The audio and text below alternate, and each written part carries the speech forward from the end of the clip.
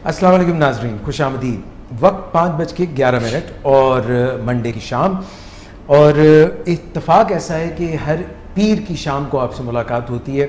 अब पीराने पीर तो ढूंढना पड़ेगा कोई, क्योंकि जिसको मुर्शिद मिल जाए, पीर मिल जाए, उसके वारे न्यारे हो जाते हैं, दिन बदल जाते हैं। और अगर आपको मेरी बात पर यकीन ना आए तो ज़रा पाकिस्तान की तारीख़ पे एक उचटती सी नज़र डाल लीजिएगा, तो आपको पता चलेगा कि पीरों का कितना ज़ोर होता है। मगर बात यह है कि असल जड़ा पीर होता है ना, वो इत्थे रहता है। यानी कि कुछ लोग कहते हैं कि घर दा पीर हौला होता है। तो इंसान की वक़्त जो है दूसरी जगह पे अगर मनमानी हो, अगर उसकी अपनी अहमियत और इम्पोर्टेंस कहीं और मनमानी हो, तो ठीक है, आप जा सकते हैं, आप दर दर घूमते हैं, और मज़ारों पे भी लोग जाते हैं, और इस तरह से करिया करिया कूचा कूचा गांव गांव घूमते हैं। और कुछ लोगों को मुर्शिद मिल जाते हैं, पीर मिल जाते हैं, गुरूज़ मिल जाते हैं, मेंटोर्स मिल जाते हैं, और वली अल्लाह मिल जाते हैं। तो उससे फ़र्क तो पड़ता है। रूहानी ताकत जो है वो अल्लाह पाक की जो ताकतें हैं उनमें से एक ये भी अल्लाह ताला की रहमत है कि वो किसी को रूहानियत में आला मकाम दे देते हैं। और जैसे कि बड़ा मशहूर शेर है दाता गंज बख्श के मुतालिक, दाता अली हजबेरी के मुतालिक, कि गंज बख्श फैज़ आलम मजहर नूर खुदा, नाकिसारा पीर कामिल कामिलादा रहनुमा। तो ये सिलसिला जो है जब मिल जाता है तो वाकई इससे बहुत बिगड़ी बन जाती है, तकदीर निगू हो जाती है, और इंसान जो है वो काफ़ी सारी जस्त में जो उकदे और भेद होते हैं वो तय कर लेता है, समझ जाता है।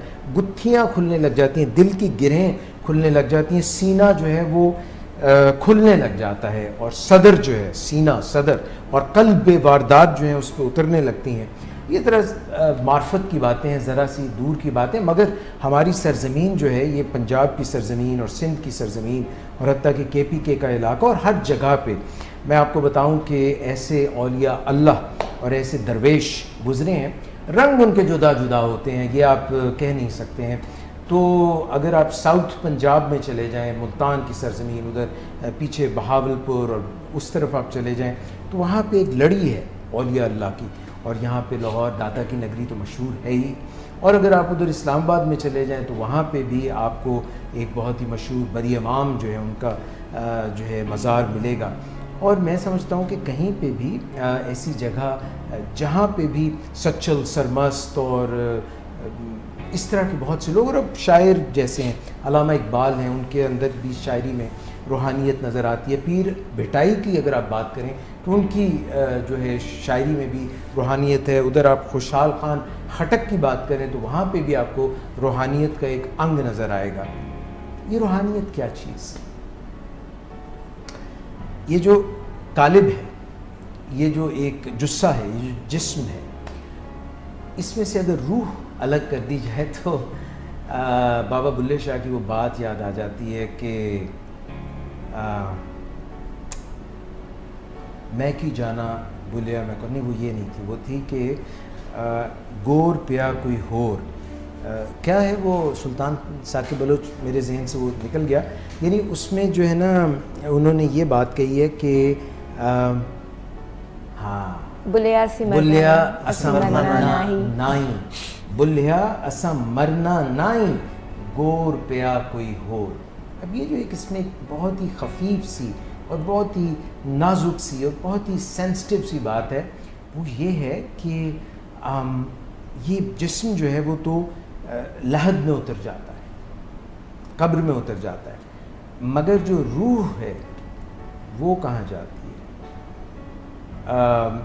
तो वो कह रहे हैं कि ये जो जिस्म पड़ा है ये तो यहाँ पे मौजूद है लहद में, कब्र में, मगर रूह जो है वो कफस से, अंसरी से, कफस ये जैसे पिंजरा नहीं होता, उससे परवाज करके जहाँ जिसने वादा अलस्त लिया था, अल्लाह पाक ने वादा अलस्त लिया था रूहों से, सब रूहों से छांटी कर दी, सिर्फ सबको छांटी की। कुछ रूहें जो थी वो हज़रत आदम अलैहिस्सलाम के पीछे आ गईं, कुछ हज़रत इब्राहीम, जो भी अम्बिया आते रहे, और मोहम्मद मुस्तफ़ा सल्लल्लाहु अलैहि वसल्लम तो हम उनकी उम्मत बन गए, हमें उनके बाद आना था, कुछ उनके दौर में आए, तो ये इस तरह छांटी कर दी। तो ये जो रूह का सिलसिला है, ये जिस्म यहीं रह जाता है, मगर कौन कहता है कि मौत आई तो मर जाऊँगा, मैं तो दरिया हूँ, समंदर में उतर जाऊँगा। ये जो एक सफ़र है, इर्तिका का सफ़र है, ये जो एक हमेशा हमेशगी का सफ़र है, अगर आपका इसमें यकीन है। कुछ लोग मानते हैं, वो 7 जन्म की बात करते हैं, अपने अपने सोचें। कुछ लोग कहते हैं कि जो रूह है वो कभी मरती नहीं है, हमेशा कायम रहेगी। और इस्लाम में जो लोग शहीद का कॉन्सेप्ट समझते हैं और इस पर यकीन रखते हैं, वो तो कहते हैं कि शहीद ज़िंदा रहते हैं, मगर तुम्हें इसका इदराक नहीं है। तो कोई हिंदुइज़म के ज़रिए चलता है, कुछ एथियस्ट्स हैं, कुछ समझते हैं कि भाई फ़ना फिल्ला, सब जो ख़त्म, फ़ना फिल्ला तो खैर बल्कि बिल्कुल सच है कि जो भी फ़ना है वो अल्लाह की तरफ जा रहा है। कुछ लोग कहते हैं कि फ़ना होने के बाद कुछ नहीं। रसूल अल्लाह मोहम्मद मुस्तफ़ा सल्लल्लाहु अलैहि वसल्लम के पास एक बंदा आया, एक बुरी हड्डी लेके आ गया और उसको ऐसे पीस के, अस्तग़फिरुल्लाह, वो उसने ना ऐसे यूँ किया और उड़ा दी और कहा कि मोहम्मद तुम कहते हो कि ये वापस आ जाएंगे, ये जिस्म जुड़ जाएगा और हम फिर कब्रों से खड़े हो जाएंगे और फिर एक रोज़े माशिर होगा और एक क़यामत होगी और एक मीज़ान कायम होगा और उसमें हिसाब किताब और अमलों का दारो मदार जो है उसका सारा कुछ होगा और फिर जन्नत होगी, जहन्नुम, तुम ये कहते हो। तो जितने भी बड़े बड़े अल्लाह पाक के करीबी अम्बिया आए, उसमें हज़रत इब्राहीम अलैहिस्सलाम जो थे, उन्होंने भी एक दफ़ा अल्लाह पाक से कहा कि मैं यकीन रखता हूँ कि ऐसा आप कर सकते हैं, मगर ज़रा एक नमूना दिखा दीजिए, मेरे दिल को तसल्ली हो जाए। तो वो सारे जो थे ना परिंदे, उनका गोश्त किसी इस पहाड़ी पे, किसी उस पहाड़ी पे, तो उन्होंने कहा आवाज़ दो, तो वो सारे परिंदे जुड़ के, जिनके गोश्त कहीं कहीं पड़े थे, वो जुड़ के हज़रत इब्राहीम अलैहिस्सलाम के पास आ गए। तो जिसने पहली दफ़ा बनाया है कोई भी काम, पहली दफ़ा जब ज़ीरो से आप करते हैं, कुछ भी नहीं था, जब कुछ भी नहीं था, तो अगर वो बना सकता है तो फिर एक चीज़ मट्टी हो गई, गारे से मुख्तलिफ़ जगहों से अर्थ से मट्टी जमा की अल्लाह पाक ने और इंसान का पुतला बना दिया, उसमें रूह फूंक दी, तो वो तो कुछ भी नहीं था, ज़ीरो था, ज़ीरो से अल्लाह पाक ने बना दिया। तो अब जब एक बंदा मर गया और मरने के बाद कब्र में उतर गया और उसकी हड्डियाँ जो हैं वो कई साल वहाँ पे पड़ी रही, और फिर अल्लाह ने अगर उसको जोड़ना है तो उसके लिए क्या मुश्किल है। मगर ये तो ईमान और यकीन की बात है। अब तो लोग मर जाते हैं तो डीएनए उनका जमा कर लिया जाता है और निकाल लिया जाता है कि ये जनाब ये फ़लाँ शख्स, खुदा न खास्ता एरोप्लेन का एक्सीडेंट हो गया, कोई फ़्लाइट में कुछ गड़बड़ हो गई, कुछ ऐसा हो गया कि जल गए लोग, राख हो गए, तो फिर भी उनका डीएनए से पता चल जाता है। तो जैसे जैसे साइंस आगे बढ़ रही है, हमें पता चल रहा है कि ये बातें जो हैं इनका एक कनेक्ट बन रहा है, यानी रूहानी दुनिया, ईमान की दुनिया, यकीन की दुनिया और साइंस की दुनिया, इनका आपस में कनेक्ट बन रहा है।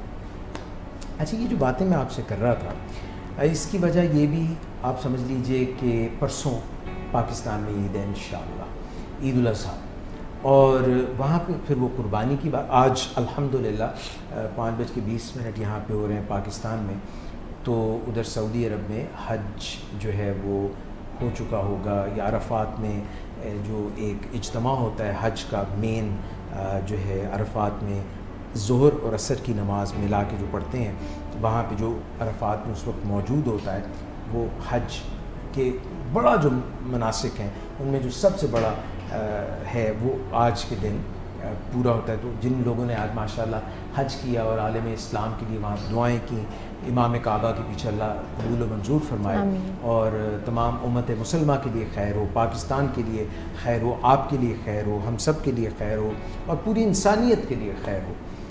तो परसों जो है ईद है, हम मना रहे हैं इंशाल्लाह 10 ज़िलहज को, और आई होप सो कि आज वहाँ पे हज था, जी अरफात कर रहे हैं, अरफात में आज हज था। तो परसों ईद जो है, करेक्ट जी, आज अरफात है, कल ईद है। नहीं, वो ईद वहाँ होगी ना, हाँ, तो वही तो मेन हो गया ना, हाँ मेन है। मगर आप असल बात ये है कि अगर मुझसे थोड़ी सी आगे पीछे भी हो रहा हो तो आप ये समझ लीजिए कि हज का दिन 8 ज़िलहज को तो है और 10 ज़िलहज को ईद हो गई। अच्छा, ये जो बकरा ज़िबा करते हैं, दुम्बा ज़िबा करते हैं, या फिर आप जो भी कुर्बानी करते हैं, बैल की कुर्बानी करते हैं या ऊँट की कुर्बानी करते हैं, इसके पीछे क्या है?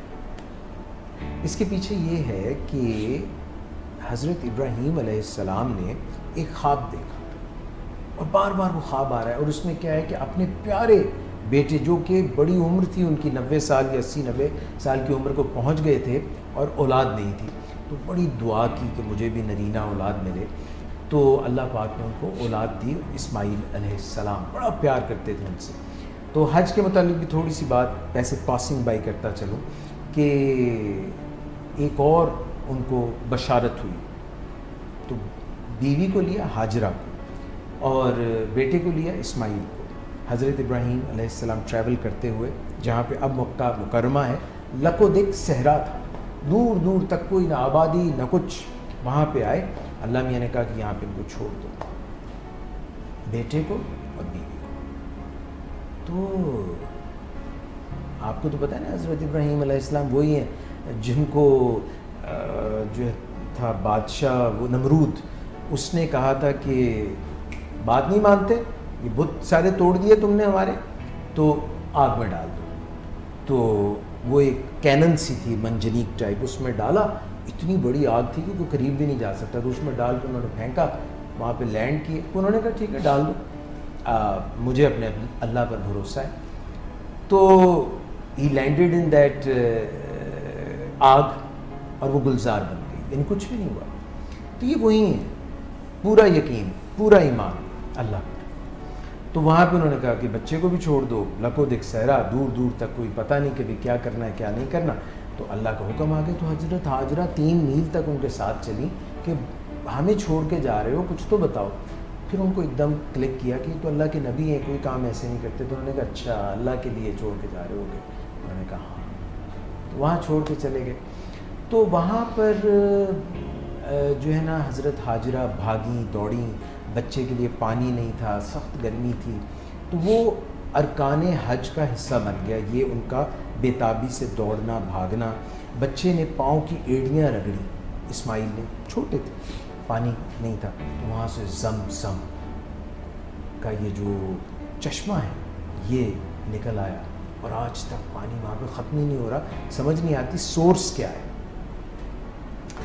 तो ज़मज़म वहाँ पे पानी है। फिर जब पानी आ गया तो फिर आबादी भी आ गई, इंसान भी बसने लग गए। फिर वापस आए हज़रत इब्राहीम अलैहिस्सलाम, और may be few years later बड़े हो गए हज़रत इस्माईल, वहीं पे बस गए। तो फिर अल्लाह ने कहा कि मेरा घर बनाओ। तो दोनों बाप बेटे ने, इस्माईल ने, और उन्होंने वहाँ पे घर बनाया। और दरमियान में ये एक वाक़या एक और भी है, ये एक और वाक़या है। तो उससे दरमियान में, इन दोनों वाक़यात के दरमियान में एक वाक़या के ख्वाब आया हज़रत इब्राहीम अलैहिस्सलाम को कि बेटे की कुर्बानी करो, फेवरेट बेटा, प्यारा बेटा, दुआएं मांग मांग के बड़ी उम्र में लिया, मगर अल्लाह का हुक्म आ गया। तो आपने कहा बेटे को कि इस तरह मुझे ख्वाब आ रहा है। उन्होंने कहा बाबा बिस्मिल्लाह कीजिए, बस ऐसा कीजिए कि उल्टा लिटाइएगा मुझे, और ये मेरा कुर्ता है ये मेरी माँ को दे दीजिएगा, और अपना कुर्ता मुझे पहना के दफन कर दीजिएगा, हाथ पाँव मेरे बांध दीजिएगा, ताकि जब मैं तड़पूँ तो कहीं आपकी हिम्मत जो है वो जवाब न दे जाए, और उल्टा लिटाइएगा ताकि जो है आँखों में आँखें, चेहरे को देखें तो आपकी हिम्मत टूट ना जाए। तो आपने छुरी फेरी, अल्लाह ने रिप्लेस कर दिया, बेटे की जगह दुम्बा वहाँ पे आ गया। तो ये है, मैंने आपको कुछ हज की बात बताई, खाना काबा बनने की बात बताई, मैंने आपको कुर्बानी क्यों करते हैं, सुन्नत इब्राहीमी इसको क्यों कहते हैं। मुसलमान तो पक्का अदा करते हैं, हालांकि इब्राहीम की लड़ी में से, इधर इस्माईल की लड़ी में से हज़रत मोहम्मद मुस्तफ़ा सल्लल्लाहु अलैहि वसल्लम, उधर हज़रत इसहाक़ जो दूसरे बेटे थे इनके हज़रत इब्राहीम अलैहिस्सलाम के, उनकी लड़ी में से हज़रत याकूब अलैहिस्सलाम, और हज़रत याकूब अलैहिस्सलाम जिनको बनी इसराइल उनकी औलाद को कहते हैं, उसमें से तमाम अंबिया हज़रत ईसा अलैहिस्सलाम तक आते रहे। तो ये पस मंज़र, मगर रसूल अल्लाह की जो उम्मत है वो हज़रत इब्राहीम हनफ़ी कहते हैं, जो हज़रत इब्राहीम पे यकीन रखते हैं, तो वो सारे ये ज़िबा करते हैं अल्लाह ताला के लिए कुर्बानी। अल्लाह के यहाँ ना गोश्त पहुँचता है, ना खून पहुँचता है, ना खालें पहुँचती हैं। अल्लाह के यहाँ नीयत पहुँचती है, अल्लाह के यहाँ जो है हमारी अल्लाह से वाबस्तगी पहुँचती है, और जो रसूलुल्लाह सल्लल्लाहु अलैहि वसल्लम ने तालीमात दी हैं उनकी इत्तबा पहुँचती है। तो ये जनाब हज का हिस्सा है। वहाँ पे हाजी जो हैं वो भी ज़िबा करते हैं। इधर हम जो नहीं पहुँच सके बैतुल्लाह, वो जहाँ जहाँ भी मुसलमान पूरी दुनिया में बसते हैं और साहिब हैसियत है, वो 3 हिस्से करते हैं गोश्त के, जो भी कुर्बानी करते हैं, एक अपने पास रखते हैं, एक जो है अजीज़ व अकारिब में बांटते हैं, और एक जो है गरीब गुरबा को बांट देते हैं। तो अब तो फ्रीज़र भी आ गए, लोग पूरा बकरा ही अंदर डाल देते हैं। बट ये तरीका ठीक नहीं है। बकरा जो है वो बोलता रहता है, अंदर चीखता रहता है कि भाई मुझे पहुँचाओ, अभी मुअल्लत हूँ मैं, कुर्बानी पहुँची नहीं है। ख़वातीन व हज़रात, ये आज के जो मेरे शुरका हैं प्रोग्राम के, उनसे मैं आपकी मुलाकात कराऊंगा, और ये जो मैंने जितनी भी बातें की हैं और जो दीगर मज़ाहिब हैं और जितने भी हम इंसान हैं, ये जो बातें ये मैंने इनमें से अक्सर तो देखी नहीं है जो मैंने आपसे की हैं, मगर इसमें मेरा ईमान है, मेरा यकीन है।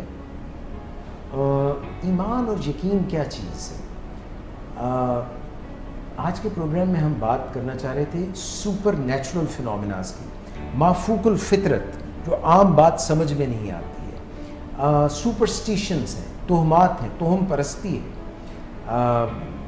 फिर जो है झाड़ा फूंक, झाड़ा, और ये जिन दांत, और ये काला जादू और अमलियात, और ये सारा मामला भी है। एक फिज़िक्स है, तबीयात, मैथ्स, एक ये सारे इल्म हैं, मैथमेटिक्स, हिसाब, रियाजी, तबीयात, फ़िज़िक्स, केमिस्ट्री, कीमिया। एक है मेटाफिज़िकल वर्ल्ड, हमने देखा नहीं मगर पैरानॉर्मल एक्टिविटी, कुछ ऐसा है, कुछ लोग कहते हैं। और फिर हमारे अकायद जो हैं वो हमारी ड्राइविंग फोर्स है। जिस तरह रूह नज़र नहीं आती, इस तरह हमारे अकायद जो हैं, हमारे पैराडाइम्स जो हैं, बिलीफ सिस्टम जो है, ये ड्राइविंग फोर्स है। ये हमारे दिमाग को ड्राइव करता है, ये हमारी ज़िंदगी को ड्राइव करता है। आज के प्रोग्राम में हम इसको भी थोड़ा सा टच करेंगे। हमारे साथ आज जो गेस्ट मौजूद हैं, मैं उनसे आपका तारुफ़ कराने से पहले, गो के कैमरा शायद मुझ पे था, मगर उन्होंने मेरी मदद की। जहाँ जहाँ पे मेरे जहन में वो लफ्ज़ नहीं आ रहे थे, तो वहाँ पे भी उन्होंने मदद की। मगर जो मेरे साथ रेगुलरली प्रोग्राम में होते हैं, पहले मैं उनसे मुलाकात करा देता हूँ कि पता चल जाए कि भाई मेज़बान जो हैं, एक तो मैं आपकी खिदमत में हाज़िर हूँ, डॉक्टर एजाज़ कुरैशी। अगर आप नावाकिफ़ हैं तो वाकफ़ियत हासिल कर लीजिए। और मेरे साथ सुल्तान साकिब बलोच साहब तशरीफ़ रखते हैं, जो कि प्रोग्राम में हमेशा हमारे साथ होते हैं। वॉक यू टॉक प्रोग्राम का नाम। और अब तो गुज़श्ता कितनी देर हो गई हमें इकट्ठे प्रोग्राम करते हुए? काफ़ी प्रोग्राम हो गए, काफ़ी प्रोग्राम हो गए, गिनती भूल गए ये। मेरे ख्याल में हम दिसंबर से कर रहे हैं। ये भीगा भीगा सा एक दिसंबर था जिसमें भीगी भीगी सी रज़ाई थी। उसमें क्या हुआ कि इन्होंने कहा डॉक्टर साहब आज पे डाल के प्रोग्राम करने, सर्दी काट लगी। तो इस तरह से ये तब से हम इकट्ठे प्रोग्राम कर रहे हैं। अलाव हमने आग का जलाया था। और जो आपने वो गाना सुना था, इसका धुआं, ये धुआं, हाँ जी, कुछ कहते नहीं रहते, ये धुआं वाला क्या था वो? ये धुआं खा गया मेरी रूह को, मेरे चेहरे को। मेरे आ गए, ये धुआं सा कहाँ से उठता है? दिल से उठता है कि जहाँ से उठता है। मगर ये धुआं जो था ये इन्होंने उड़ाया था, जो है वो गाना गाया था। नदी किनारे धुआं उठे, मैं जानूं कुछ होवत, कहीं वही न जलता होवे, समथिंग लाइक दैट। वो किसी से प्रीत वाला चक्कर था। तो सुल्तान साकिब बलोच जो है लिखते भी हैं, लिखारी भी हैं, खिलाड़ी भी हैं, क्रिकेट में जाना चाहते थे, वज़ीर आज़म तो बन गए एक खिलाड़ी, ये हमारे साथ सिंगर बन गए हैं। So Sultan Saqib Baloch, thank you very much. Thank you. ख़वातीन व हज़रात, आज जो शख्सियत हमारे साथ स्टूडियोज़ में मौजूद है, क्लिनिकल साइकोलॉजिस्ट हैं और रुखसाना महमूद उनका नाम है। आपको खुशामदीद कहते हैं प्रोग्राम में। मैं माज़रत चाहता हूँ कि बात करने की थोड़ी सी आदत मुझे नहीं sir, I was enjoying your talk and बहुत अच्छी बात है कि आप इस ऐसे प्लेटफॉर्म पे भी जो है आप ये जो बैकग्राउंड दे रहे हैं हमारे इवेंट्स का, बहुत से लोगों को नहीं पता होता। और आपने बहुत स्टोरी टेलिंग वे में बताया, एक बड़े फ्लो में बताया, बहुत इजी नसर में करके बताया। लोग बड़ा कॉम्प्लिकेट समझते हैं ना इस्लाम के इस तरह के इवेंट्स की हिस्ट्री को जानने को, फिर आपने बहुत अच्छा प्रिसाइज करके उसको बताया। I really like that. Thank you very much, जज़ाकल्लाह। ख़वातीन और हज़रात, आपने महसूस कर लिया होगा कि मैं इसलिए इनको बार बार कह रहा हूँ कि इनको भी बात करने का शगफ भी है और माशाल्लाह बात भी बहुत अच्छी करती हैं, क्लिनिकल साइकोलॉजिस्ट भी हैं, और साथ में गूँ और भी इनमें बहुत से गुण हैं जो हम आज प्रोग्राम में इन्हीं से जानेंगे। रुखसाना साहिबा, बताइए थोड़ा सा कि कहाँ पे आप लाहौर से हैं या किसी और शहर से यहाँ पे आके सकूनत इख्तियार की, फिर उसके बाद साइकोलॉजी की फील्ड में कैसे आए, तालीम कहाँ से हासिल की, और साइकोलॉजी के अलावा क्या मशागिल हैं? जी, प्रोफेशन तो मैं क्लिनिकल साइकोलॉजिस्ट हूँ। नेटिव सिटी जो है वो मेरा सरगोदा है, but it's been like 15 years में। वहाँ से आपने शाहीन की तरफ परवाज़ की? शाहीनों के शहर है ना? एक्चुअली फादर की पोस्टिंग, फादर जो थे वो एक फेडरल गवर्नमेंट ऑफिसर थे, तो उनकी पोस्टिंग बहुत फ्रीक्वेंट होती रहती थी। अभी नहीं है आपके अबू? अभी ही इज़ रिटायर्ड। अल्लाह ताला उनको सेहत दे, जिंदगी दे। आमीन आमीन। जी, इस्लामाबाद भी स्टे किया 2.5 ईयर बाबा की पोस्टिंग की वजह से। अच्छा, मेरा साइकोलॉजी में जो आना है वो एक कोइंसिडेंट था, क्योंकि मैं हसीन वाला इत्तेफाक था या गमगीन वाला? बहुत हसीन, बेइंतहा। मेरी एक्चुअली ड्राइंग बहुत अच्छी थी, और मेरी बड़ी बहन जो थी उन्होंने भी एनसी से MFA किया था, आर्टिस्ट हैं वो भी, लैंडस्केप आर्टिस्ट हैं। मेरी ड्राइंग भी बहुत अच्छी थी। Runs in the family. I wish this true. That's so true. तो मेरा इनका था कि शायद मैं आर्ट्स में जाऊंगी, लेकिन इस्लामाबाद से जब हम लोग लाहौर शिफ्ट हुए तो ऑलमोस्ट जो एडमिशंस थे वो क्लोज हो चुके थे, तो जो फील्ड बची थी मेरे लिए वो साइकोलॉजी, वो जो होता है ना डिफेंस मैकेनिज्म, उसमें ईगो डिफेंस मैकेनिज्म साइकोलॉजी में, उसमें एक डिस्प्लेसमेंट होती है कि कोई एक काम नहीं कर सके तो दूसरे काम को करके हम लोग अपनी वो जो प्रेयर नीड है वो पूरी करते हैं। जैसे मेडिकल में नहीं जा सके तो साइकोलॉजी सिस्टर या ब्रदर फील्ड अडॉप्ट कर ली, तो वो सेटिस्फेक्शन लेवल आपका थोड़ा जो है फिल अप हो जाता है। सब्लिमेशन भी होती है। एग्जैक्टली, सब्लिमेशन वो उसमें क्या होता है कि आप एक चीज़ में इतनी कमाल हासिल करते हैं कि वो भी आपका एक डिफेंस मैकेनिज्म होता है। वो आपकी जो अंदर की जिबिल्लत होती है उसका इजहार आप उसमें कर देते हैं। तो जो लड़की थी वो चली और इस्लामाबाद से यहाँ पे आई, एडमिशन क्लोज हो गए, करना वो फाइन आर्ट्स में चाहती थी, उसकी आर्ट्स का बड़ा अच्छा था, एक ज़ेन उधर था, यानी कि आर्ट्स का ताल्लुक जज्बात से है, बिल्कुल, और साइकोलॉजी एक साइंस है, और साइंस जो है वो लॉजिक को भी लेके चलती है। तो ये जो लॉजिक और जज्बात का मंतक और जज्बात का, लॉजिक और इमोशंस का कनेक्ट है, वो आपको करने का मौका मिला। और जो बच्ची थी उसके लिए जो फील्ड बची थी वो नफ्सियात थी। सर फर्स्ट ईयर में बहुत ज़्यादा, मतलब I was went too much into psychology. मुझे अजीब सी एक मोहब्बत हो गई, and I am loving this thing कि लाइक मेरा जो प्रोफेशन है वो मेरा पैशन है, वो मेरी मोहब्बत है। तो उसके बाद बस फिर without any tuition, without any guidance, यकीनन उस्ताद थे और अल्लाह ताला ने मुझे बहुत अच्छे, बहुत ही लाइक जितनी मैं पैशनेट थी टुवर्ड्स साइकोलॉजी उतनी ही पैशनेट टीचर भी मुझे दिए। वो तो सचमुच के टीचर होंगे ना, क्योंकि वो सचमुच के जो टीचर्स होते हैं उनके मुतालिक मशहूर है कि when the student is ready the teacher will appear. Exactly. मगर कुछ हम जैसे भी उस्ताद होते हैं तो हमने जो है एक दफ़ा पंजाब यूनिवर्सिटी में पढ़ाना शुरू किया, तो भाई हमने कहा हमें भी उस्ताद मानो, तो उन्होंने हमें उल्टा क्या कह दिया, कहते हैं डॉक्टर साहब आप तो बड़े उस्ताद हैं। वो वाले उस्ताद होंगे ना। तो उन्होंने ये कह दिया, मगर आप असल उस्ताद वही हैं जो अपने स्टूडेंट्स को ना, अपने शागिर्दों को अपने से एक कदम आगे देखना चाहिए। क्योंकि पुश जो है ना, कहते हैं कि एक पुश हमेशा पीछे से दी जाती है, और वो उस्ताद देते हैं, इसका मतलब अपने शागिर्द से एक कदम पीछे होता है। तो ये फिर जो खड़ा होता है स्विमिंग पूल के किनारे, हाँ, और जो खड़ा वो ट्रेनर होता है, जो उसके किनारे खड़ा होता है दरिया के किनारे, वो जब पुश दे देता है वो गिर जाता है, और वो बेचारा हाथ, तो फिर आप अपनी मंजिल मकसूद तक पहुंच जाते हैं। वो कौन सी मंजिल है? अगेंस्ट द करंट तैरना पड़ता है, या कई दफ़ा हाथ पाँव चलाते चलाते उसको पता चल जाता है कि भाई वो तैराक बन सकता है। वो बहुत ज़्यादा प्रैग्मेटिक उस्ताद होंगे, वो स्किल नहीं सिखाते, वो कहते हैं स्किल खुद सीखो, जगह हम तुम्हें दिखा देते हैं। ये वाली फ्लडिंग हो जाती है। फ्लडिंग हो जाती है। अच्छा, बस क्लिनिकल मतलब MS के बाद इंटरेस्ट था, मतलब BSc ऑनर्स मैंने करेट कॉलेज से किया, वहाँ से करने के बाद मैंने जॉब स्टार्ट कर दी क्रिएटिव डायमेंशन में एज ए मार्केटिंग एग्जीक्यूटिव, और वहाँ पे ये सारे कोर्सेज बहुत है, एनर्जी मेडिसिन से related, reiki, tarot cards, yoga.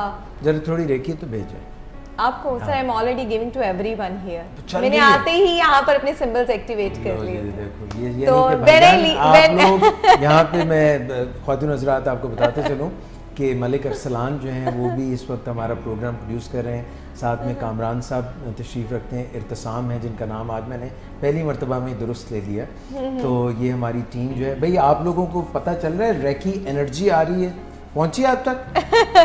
ये अवेयरनेस में नहीं है आपके, बट यू विल हील सून। ये आपको पता चल जाएगा कि एनर्जी आ रही है एकदम, आप यहाँ से जो है ना रॉकेट की तरह इसमें निकल जाए। मैंने रॉकेट वाली नहीं भेजी, मैंने ज़मीन पर रहने वाली भेजी। कल मुझे मिस बड़ी अच्छी सी एक बात पढ़ी, मैं साथ में जिक्र करता चलूँ।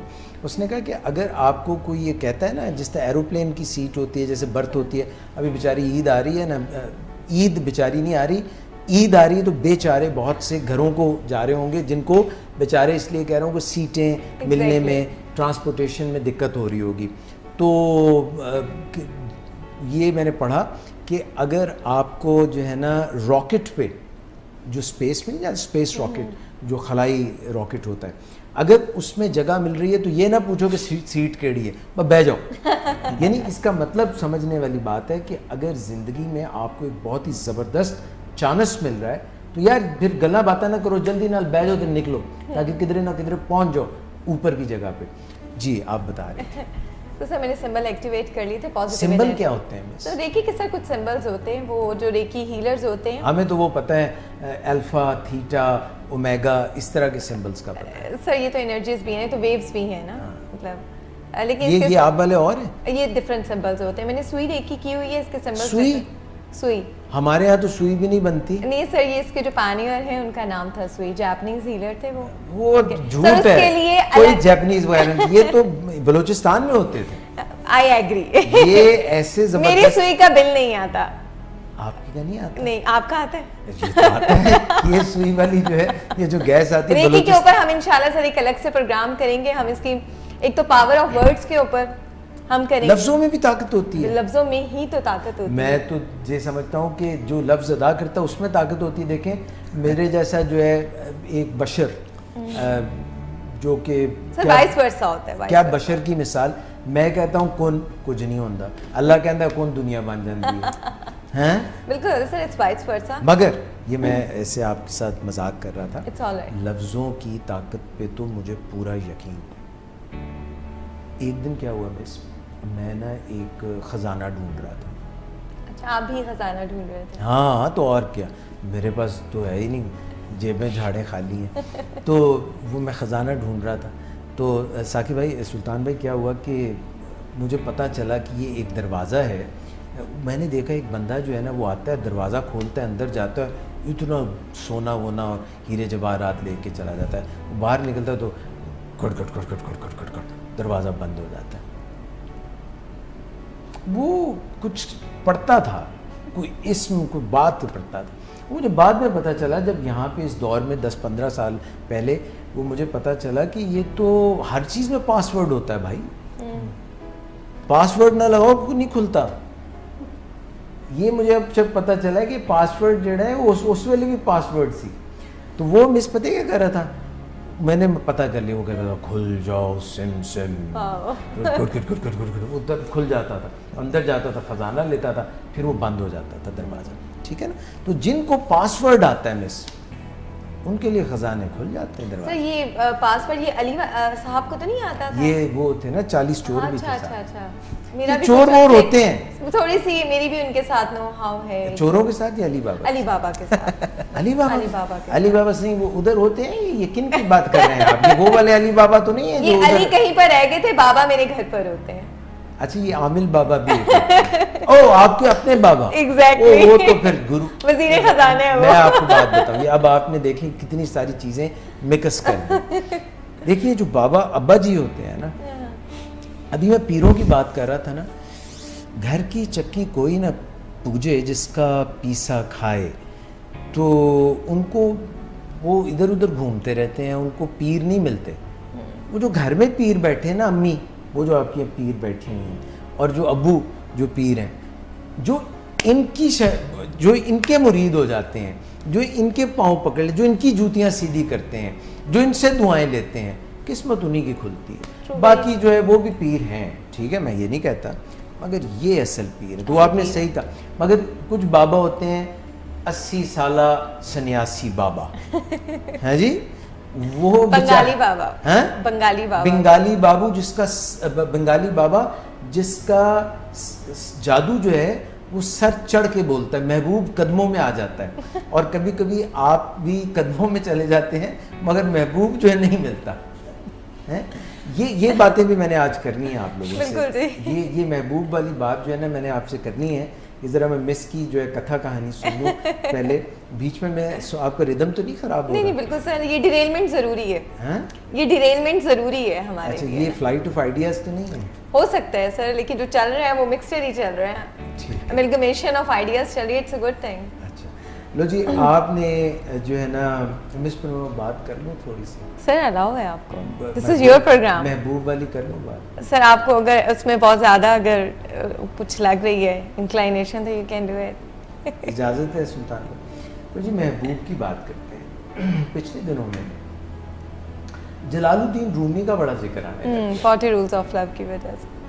तो मैं कही यार ये जो है मौलाना रोम, जलालुद्दीन रूमी, वेस्ट जो है मगरिब वाले जाने फिदा कर रहे हैं ना, बेस्ट सेलर पोइट्री चल रही है जलालुद्दीन रूमी की। अच्छा, मैंने कहा यार ये किधर के थे? कोई वेस्टर्न आदमी होंगे, रोम का नाम आ रहा है तो रोमन होंगे, कोई जो है कोई इटली वगैरह में उनका ताल्लुक होगा रोम से। तो पता चला कि वो टर्की में उनका मज़ार है और बल्ख जो है ना इधर अफ़गानिस्तान, वहाँ से उन्होंने वहाँ पैदाइश थी उनकी। बड़े आलिम थे, उनके अब्बा जी भी बड़े आलिम थे और उनकी गद्दी पे मसनद नशीन हो गए 22 को साल की उम्र में, वो इतनी ही उम्र थी उनकी। तो बड़ी मंतक और बड़ी किताबें पढ़ना लिखना कमाल, और लोग उनके इर्द गिर्द उनके जो शागिर्द थे उनका एक मुजमा लगा रहता था। तो बड़ा नाम था रूमी उस वक्त नहीं थे बल्कि जलालुद्दीन के नाम से वो मशहूर थे।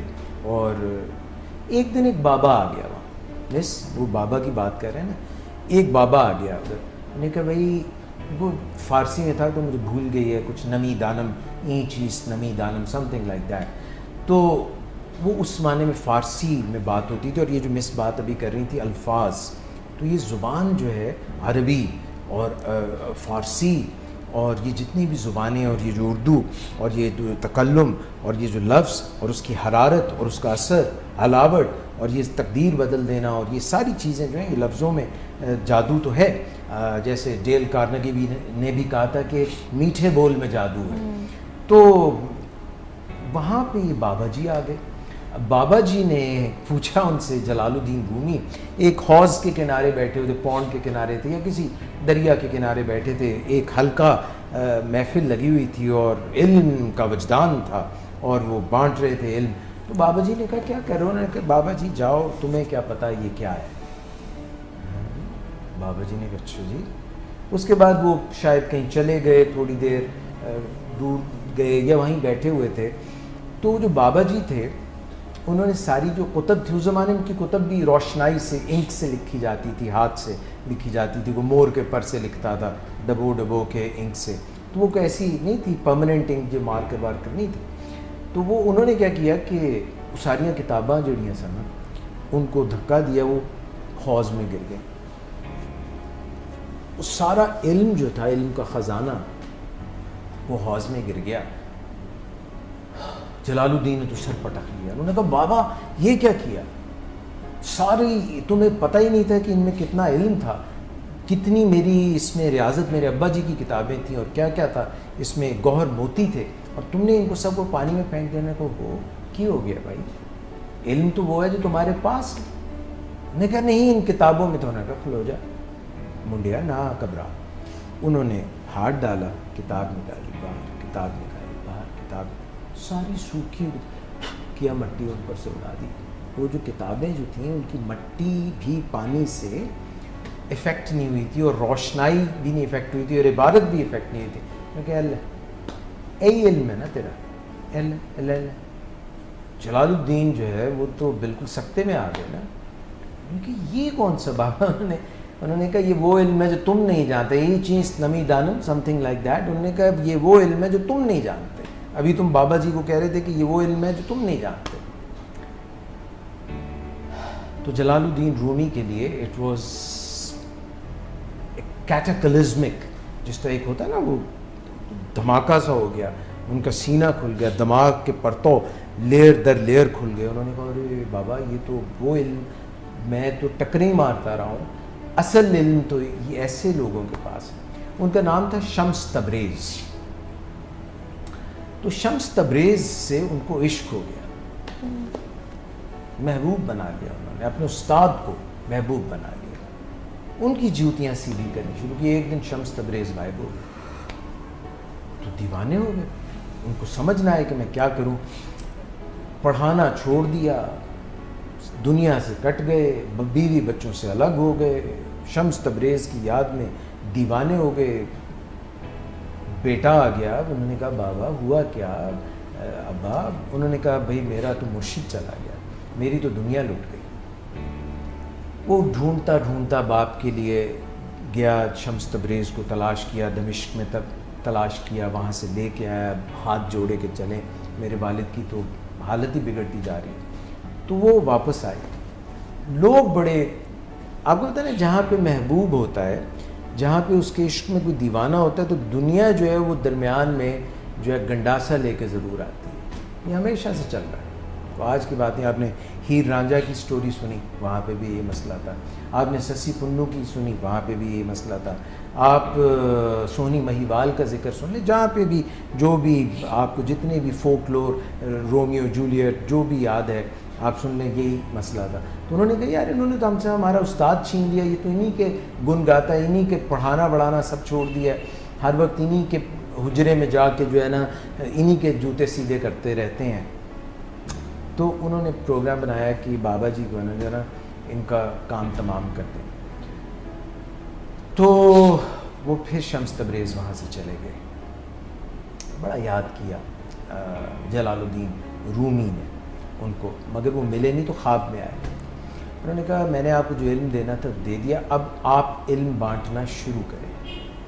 तो जलालुद्दीन रूमी जो थे वो इनके इश्क में ऐसे दीवाने थे कि वो ऐसे ना चक्कर लगाते रहते, दरवीश जैसे चक्कर लगाते हैं ना टर्की में, एक हाथ यूँ और एक हाथ यूँ, यानी कि इस हाथ से लेते हैं और इस हाथ से बांटते हैं और दुनिया में यूँ। वो रूमी टोपी पहनते, सूफी डांस, सूफी जो अभी भी होता है, इससे मेडिटेशनल डांस था। ये लो जी मिस ने हमें ये भी बता दिया कि ये मेडिटेशन है, ये मराकबा है और इसमें सारी दुनिया जो है वो चक्कर में है।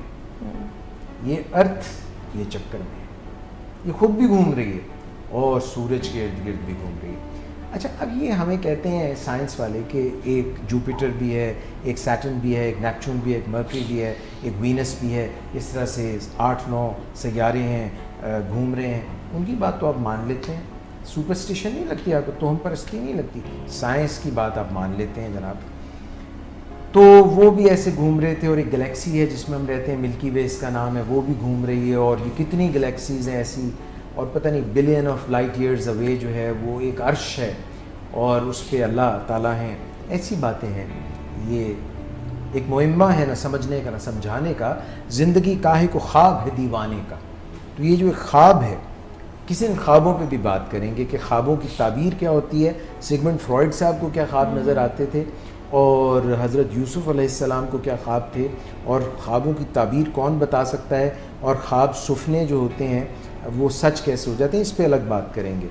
तो अज़ मुख्तसर ये कि फिर वो रूमी ने शायरी भी की, मुर्शिद को भी याद किया और इल्म बांटा भी, और दूसरी तरफ इधर बाबा बुल्ले शाह जिनका मैं जिक्र कर रहा था उनको भी इश्क हो गया। महबूब की बात से चली थी ना बात, उनको शाह इनायत से इश्क हो गया। वो उनके इधर उनके बुज़ुर्ग थे, उनके उस्ताद थे। इश्क करना पड़ता है सर जी, उससे आती है ये रूहानियत और ये सारे जो क्या कहते हैं इसके इसकी लेयर्स जो हैं, इसके जो मर्तबे जो हैं वो इससे आते हैं। तो फिर आपको पता है बाबा बुल्ले शाह भी उनकी शायरी आप पढ़ें, कैसे ज़बरदस्त बातें वो भी करते थे, मगर उन्होंने भी इश्क किया। इधर लाहौर में छुट्टी दे देते हैं हमें मेला चरागा, तो आप छुट्टी कर लेते हैं, ये नहीं पता करते कि भाई ये माधु लाल हुसैन कौन थे। तो वहाँ पे धमाल पड़ती है ऐसे करके ना, वो बिल्कुल वहाँ पे ड्रम बीट होती है और फिर एक धमाल पड़ती है। तो ये माधु एक हिंदू था और उसके उस्ताद जो थे वो थे लाल हुसैन, तो उनको लाल हुसैन से इश्क हो गया। और इस तरह के बड़े सारे वाक़यात हैं, मगर सबसे बड़ा इश्क जो था वो मोहम्मद मुस्तफ़ा सल्लल्लाहु अलैहि वसल्लम को हुआ और अल्लाह से हो गया। फिर अल्लाह ने उनको बुला लिया, मेराज का जो वाक़या है, और सारे इश्क बाकी पीछे, और काली कमली वाले का इश्क, मुदस्सिर, मुज़म्मिल, और ये सारे अलकाबात अल्लाह ने दिए उनको। और वो चले गए वहाँ पे जहाँ कोई भी नहीं पहुँचा, जहाँ पे फरिश्तों के भी पर जलते हैं, जो अभी बात थोड़ी देर पहले जिब्राइल के सिर्रतुल मुंतहा पे उन्होंने कहा भाई मैं तो इससे आगे नहीं जा सकता, मैं तो भस्म हो जाऊँगा, राख हो जाऊँगा। और वो 70 जो थे क्या कहते पर्दे, उनको पार करके रसूल अल्लाह मोहम्मद मुस्तफ़ा सल्लल्लाहु अलैहि वसल्लम, ये मिस महबूब की बात से मुझे याद आ गया। बहुत खूबसूरत बातें सर आपने की हैं। ये है महबूब। तो ये जो महबूब है ना कदमों में वाला, ये जो आमिल बाबा वाला है, ये जो 80 साला बंगाली बाबा वाला, ये जो चक्करबाजियों वाला, ये ज़रा गड़बड़ वाला है। ये जो मैंने आपसे जिक्र किया ये है महबूब। ये महबूब 2 नंबर है, ये जो कदमों वाला 2 नंबर महबूब है। वैसे एक छोटी सी बात करके आई कम बैक टू, वो मैं पढ़ रहा था ये कि आप किसी जाते हैं ना पामिस्ट के पास, फॉर्चून टेलर, एग्जैक्टली, तो वो आपसे पूछते हैं हाँ जी अब्बा का नाम क्या है, अम्मी का नाम क्या है, फिर वो आपको जायचा खींचता है। वो मैं पढ़ रहा था बिलाल फिलिप्स की बात, डॉक्टर बिलाल फिलिप्स, उन्होंने मास्टर्स किया मदीना से, मक्का से, तो पीएचडी भी किया हुआ उन्होंने, पीएचडी उन्होंने किया है किसी अच्छी यूनिवर्सिटी से पीएचडी किया। उनका थीसिस जो था ना पीएचडी का, वो ये एग्जॉर्सिज्म पे था, ये जो निकालते हैं ना जिन्नात निकालते हैं, तो वो ये कहते हैं भाई समझ जाओ, ये सुपरस्टिशन की बात कर रहा हूँ, पता नहीं बाद में लंबी हो रही है, बहरहाल ये वाकई 1 मिनट में वाइंड अप करूँगा। तो वो उन्होंने हज़रत सुलेमान अलैहिस्सलाम का नाम सुना है ना आपने? बिल्कुल। अल्लाह पाक ने उनको ताकत दी थी, उनके अब्बू थे हज़रत दाऊद अलैहिस्सलाम, उनको भी एक ताकत दी थी। जैसे मोहम्मद मुस्तफ़ा सल्लल्लाहु अलैहि वसल्लम को भी बहुत से मौजे दिए, एक मौजा ऐसा बड़ा मौजा दे दिया, उन्होंने ऐसे उंगली की तो चाँद शक्कुल कमर हो गया, ये मौजे हैं। तो वो जो था ना मौजा एक हज़रत दाऊद अलैहिस्सलाम को दिया, वो बुनियादी तौर पे थे आयरन स्मिथ, लोहार थे। लोहे को ना पकड़ते थे, लोहा उनके हाथ में मोम हो जाता, तो उसको जो चाहते थे उसको बॉडी उसको दे देते थे। तो उनके बेटे थे हज़रत सुलेमान अलैहिस्सलाम, उनको मौजा जो दिया हवा के ऊपर उनको दे दिया कि हवा उनके मती थी, वो जो चाहते थे हवा के ऊपर ट्रैवल करते थे यूं वहाँ से वहाँ। जिन जो है उनके इख्तियार में दे दिए। वो जो थी ना यमन की मलका, उनको ऐसे उसने कहा भी ले आओ, उन्होंने कहा क्यों, वो अपने तख्त समेत उनके दरबार में आ गई। नाम उनका बिल्किस, अल्लाह आपका भला करे। तो वो ऐसे ज़बरदस्त बड़े उनके सारे थे। वो उन्होंने समझा पानी बिछा हुआ, तो उन्होंने यूं करके अपने किया, पानी नहीं था वहाँ उनके दरबार में हज़रत सुलेमान, और वो फिर सारे चुरिंद परिंद उनके दरबार में हाजिर होते थे। तो हज़रत सुलेमान ने एक दुआ की, उन्होंने कहा कि ये जो जिन्नात हैं ना, उनके लिए गौता लगाते थे, मोती वोती लेके आ जाते थे अंदर से नीचे समंदर की तह से। उन्होंने कहा ये जो मेरी ताकत है ना, ये मेरे बाद अल्लाह पाक किसी को ना दीजिएगा। तो अब आप ये सोच लें कि जो जिन क्लेम करते हैं कि हमारे पास जिन्नात हैं, इनके मुतल्लिक आप ज़रा सोचिएगा कि जब उन्होंने कहा कि ये ताकत मेरे बाद ना दें, तो रसूल अल्लाह सल्लल्लाहु अलैहि वसल्लम मदीना में नमाज़ पढ़ा रहे थे। नमाज़ पढ़ाते हुए एक कदम उन्होंने पीछे लिया, पीछे जो जितने भी थे सहाबा वो भी एक कदम पीछे आ गए। तो फिर उन्होंने एक कदम, उन्होंने बाद में जब सलाम फेरा तो पूछा क्या, उन्होंने एक जिन था, ही स्पैट ऑन मी, उन्होंने थूक फेंकी थी। तो मैं उसको काबू करने लगा था कि इधर बांध दूँ सतून के साथ। फिर मुझे ख्याल आया कि हज़रत सुलेमान अलैहिस्सलाम ने दुआ की थी कि ये जो जिन के ऊपर इंसान का तसल्लुत है, ये मेरे बाद किसी को ना देना। तो मैंने उसको छोड़ दिया, क्योंकि मेरे भाई होते हैं ना, सब नबी भाई होते हैं। तो उन्होंने कहा, तो मैंने उसको जाने दिया, छोड़ दिया। तो ये अब आप खुद सोच लें, जो लोग बिलीव करते हैं कि भाई फ़लाँ के पास मौक्कल है और ये है और वो है, तो इस पर ज़रा गौर कीजिएगा। मैंने डॉक्टर बिलाल फिलिप्स का रेफरेंस से आपसे बात की है, जिनका थीसिस PhD में एक्सॉर्सिज्म था। मिस बात बहुत तवील हो गई, बहुत लंबी निकल गई। सर ये जो सुपरस्टिशियस नहीं है और ये पामिस्ट्री पे ही आते, पामिस्ट्री तो खैर हमारे बहुत से हाई प्रोफाइल लोग भी पामिस्ट्री के लिए जाते हैं। एक्चुअली ह्यूमन नेचर में ना अनसर्टेनिटी को एक्सेप्ट करना नहीं है। हमें ना एक एंटिसिपेटेड इन्वायरमेंट में ग्रो करना पसंद है, हमारे माइंड को, हमारे सबकॉन्शियस माइंड को। तो ये अनसर्टेनिटी के लेवल को कम करने के लिए हम ये सारे काम करते हैं कि फ्यूचर टैलेंट्स के पास जाते हैं, किसी बाबा जी के पास जाते हैं कि हम ये काम करें या ना करें, क्योंकि हमारे सबकॉन्शियस माइंड के ना कुछ प्रिंसिपल हैं जिन पर ये काम करता है। उनमें से एक प्रिंसिपल ये भी है कि ये हमें कंफर्ट जोन में रखता है। एग्रीड। ये हमें कंफर्ट जोन, और अनसर्टेनिटी कंफर्ट जोन है, अनसर्टेनिटी चैलेंज जोन है। Uncertainty, unpredictability, Exactly. अनकंट्रोलेबिलिटी, Exactly. यानी ये हमारी कमजोरी है ना। बिल्कुल। क्या होगा हमें मालूम नहीं, हमारा कंट्रोल नहीं। और ये जो दूसरे हैं, ये जो बाबा जी और ये जो जन्नात है, वो देखिए ये भी एक एक्सक्यूज बन गया, ये भी एक डिफेंस मैकेनिज्म बन गया। और हमने ये चीज़ें ज़्यादातर जो सीखी है ना, वो सोशल लर्निंग से सीखी हैं। सोशल लर्निंग से भी सीखी है हमने इसको बाद में, मतलब सोशल लर्निंग से हमने इतनी ज़्यादा बार ये सीख ली हैं, जिसमें मीडिया भी है, जिसमें हमारे बड़े बूढ़े भी हैं जो कहाँ भूत प्रेत की कहानियाँ सुनाते हैं, ठीक है। तो ये सोशल लर्निंग से चीज़ इतनी ज़्यादा इंग्रेन हो चुकी है कि हमारे कॉग्निटिव स्ट्रक्चर ने इसको एक्सेप्ट कर लिया, और इसके बारे में लॉजिक्स भी बना लिए कि पॉजिटिव है। जिस आपने कहा कि सुलेमान अलैहिस्सलाम को अल्लाह ने ताकत दी थी, उन्होंने कहा जी हम तो उस लाइनेज से हैं जहाँ पर ये सब चीज़ें होती थी, तो हमारे अंदर भी ये चीज़ें हैं। और अब तो डिफरेंट डिसऑर्डर, डिलूजन, हेलुसिनेशंस, मतलब साइंटिफिक रीजनिंग है इसकी। जबकि आपने कहा मेटाफिजिक्स को अंडरस्टैंड करने के लिए तब तो डिफरेंट टेस्ट हैं, जो इलेक्ट्रोमैग्नेटिक वेव्स के थ्रू हम लोग डिफरेंट टेस्ट, जैसे ऑरा जो है, अगर किसी पर मेरा आपको ग्रीन ऑरा नजर आ रहा है? नहीं सर, मुझे आपका ग्रीन बैकग्राउंड नजर आ रहा है। अच्छा, अब हमारा जो वो मैं एक रेकी मास्टर के पास गया, सॉरी टू कट, तो वो ना ऐसे बैठे हुए कंघी चला रही, मैं कि खैर ते पैन ऑरा क्लीन हो रहा, मैं कि की कर रहे हो? ऑरा क्लींजिंग ऐसे नहीं होती। कहते हैं मैं ऑरा ठीक कर रहा मैं कि अपनी पर्शियन कैट ओदे ऑरा ठीक करदा रहना, ओदी बिल्ली मेरे सारे बाल इत्थे चंबड़ जांदे ने, तुसी की कर रहे हो? कहते ने ताड़ा भी मैं ठीक करना, ताड़ा जेड़ा ना ऑरा ओदे च बड़े बड़े बड़े वो हैं, शगाफ हैं। अच्छा, ते मैं के जान दो लाला जी।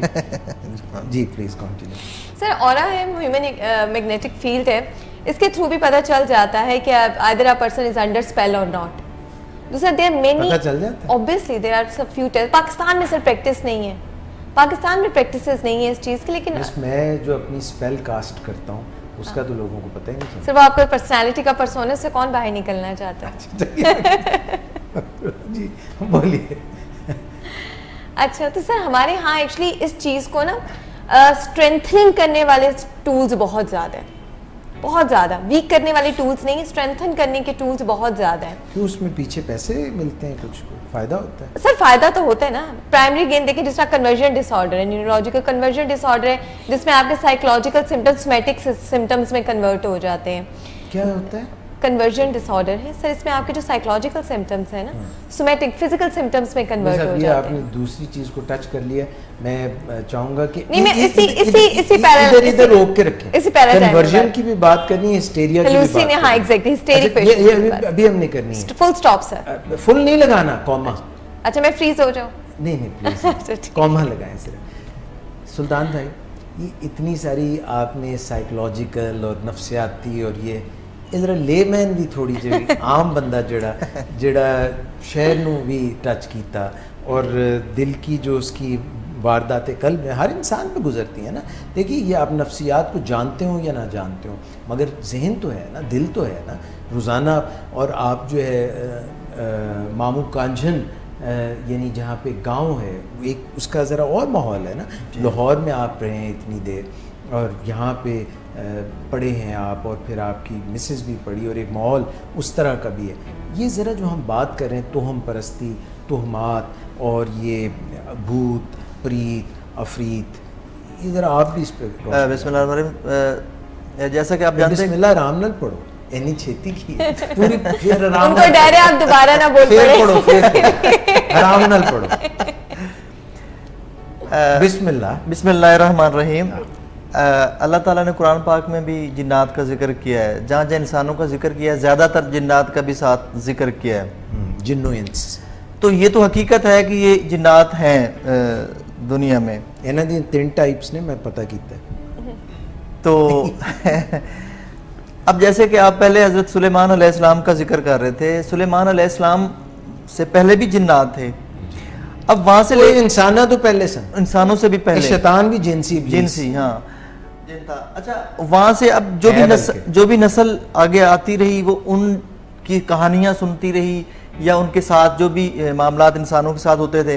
तो एशिया में ज़्यादातर हमारे खसूसन बरसगीर में ये तोहमात इसीलिए ज़्यादा हैं कि हमने एक बहुत लंबा अरसा हिंदुओं के साथ भी गुजारा है, तो उनके मज़हब में ये चीज़ें काफ़ी शामिल हैं। तो चूँकि हमारा रहन सहन उनके साथ था, इकट्ठा था, तो एक तो उनकी चीज़ें हमने ये यार हिंदुआ तो कल्याण ना पाओ नहीं मैं सुनते लो, मैं पूरी बात अगर सुनेंगे तो क्लियर होगी ना। सिर्फ हिंदुआ ते ना पाना ये हर जगह ते ये उत्थे साउथ अमेरिका चले जाओगे ना उत्थे भी है नंबर 13 उत्थे तुसी रेड इंडियंस दे कोल चले जाओगे ना उत्थे भी आई है।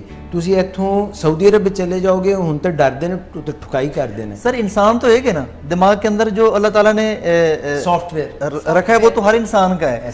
तो कहीं ना कहीं किसी के सॉफ्टवेयर में कहीं से इंस्टॉल हो जाती चीज उसका कोई और रंग होता है और किसी एरिया में और रंग होता है, होता यही कुछ है। तो मैं यहाँ के पाकिस्तान की ये बात कर रहा हूँ, हिंदुस्तान और पाकिस्तान में ये ज्यादा मामला थे।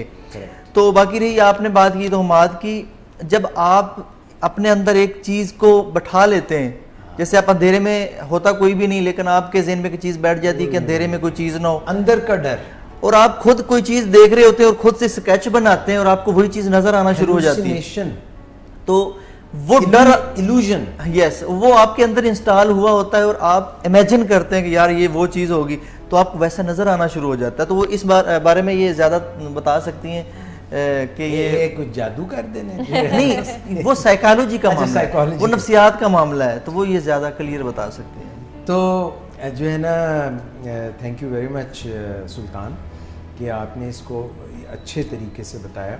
अच्छा मैं इस एक और बात पे भी इसको भी हम टच कर लें, मैजिक की बात कर लें। आपने कहा था ना casting a spell, bad spell, good spell, bad I, नज़र लग जाना।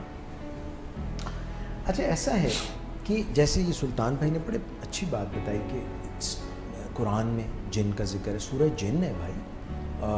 आप आखिरी मौज़तैन पे चले जाएं, वो 4 कुल हैं, उनमें जो आपका तीसरा यानी कि सेकंड लास्ट कुल है, औज़ु बिल्लाहि मिनश शैतानिर रजीम बिस्मिल्लाहिर रहमानिर रहीम, कुल औज़ु बिरब्बिल फलक, ये वाला जो है, इसमें जो बात हो रही है वो ये बात हो रही है कि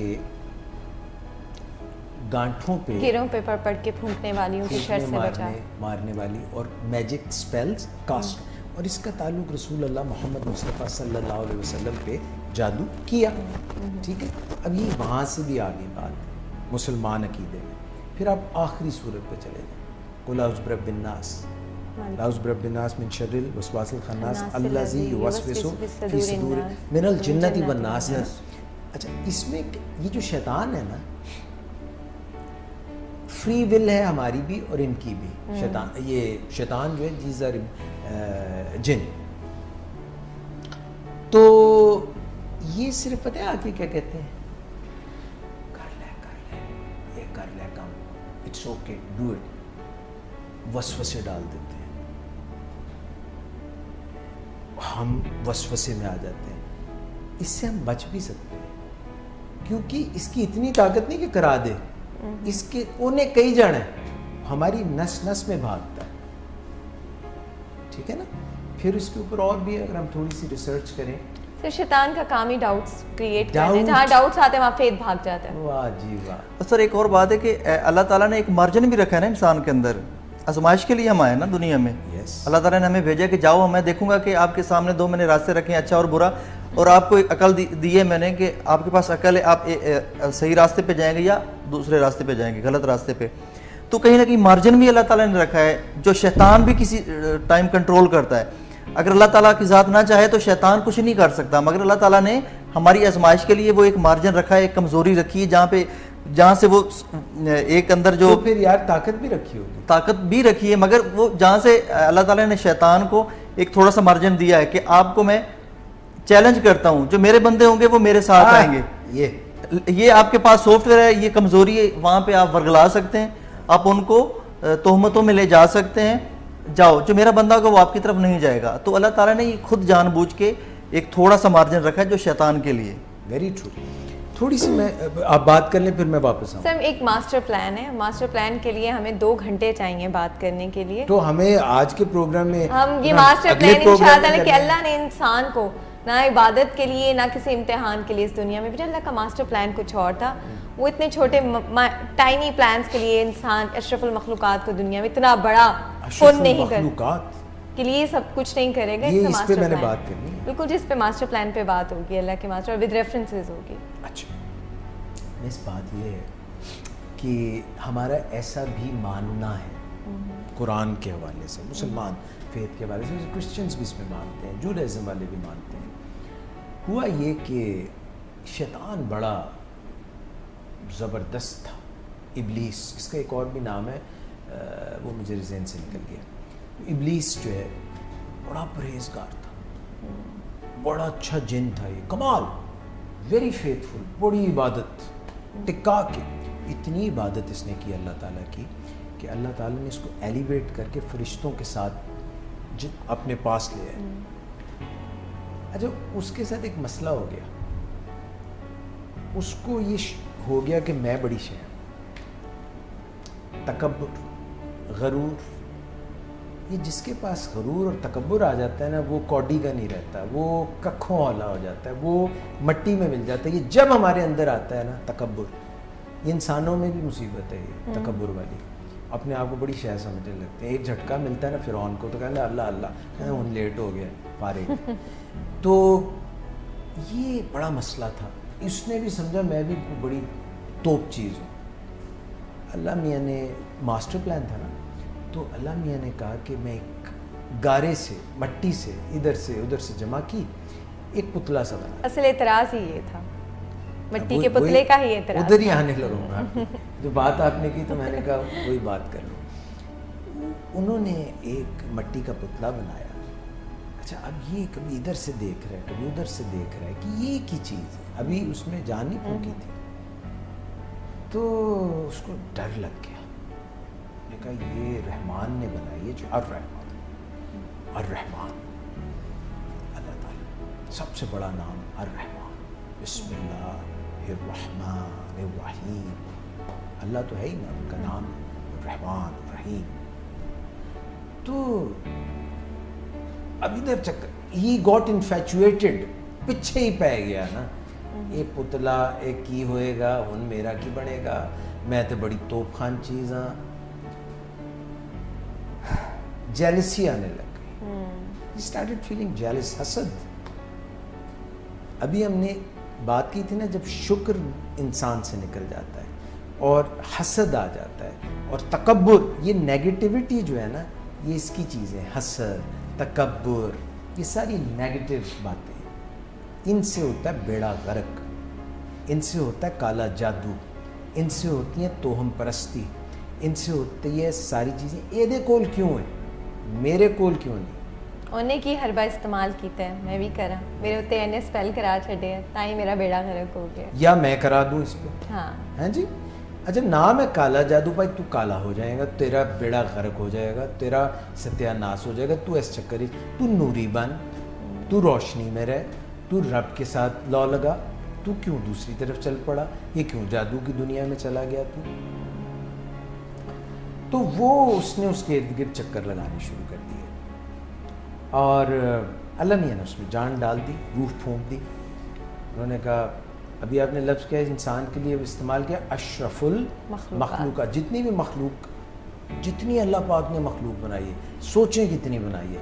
अभी तो ये दुनिया में इतनी मखलूक़ात है, पूरी नहीं पड़ती, हमें पता नहीं है। समंदरों में चले जाएं, वो डायनासोर्स मुक आ गए, अभी वो भी थी एक मखलूक, और समंदरों में और जाने का बर्ड्स, और you know there is a huge, we don't know much, still we know few. I don't know if there is an outer space. कभी कभी लोगों को कहते हैं aliens का भी, अभी वो कह रहे थे ना खलाई मखलूक, तो एलियंस वो आउटर स्पेस से वो सारा जो एक है सिलसिला। अच्छा, इसको वक्त पड़ गया ना, अल्लाह मियां ने कहा करो सजदा।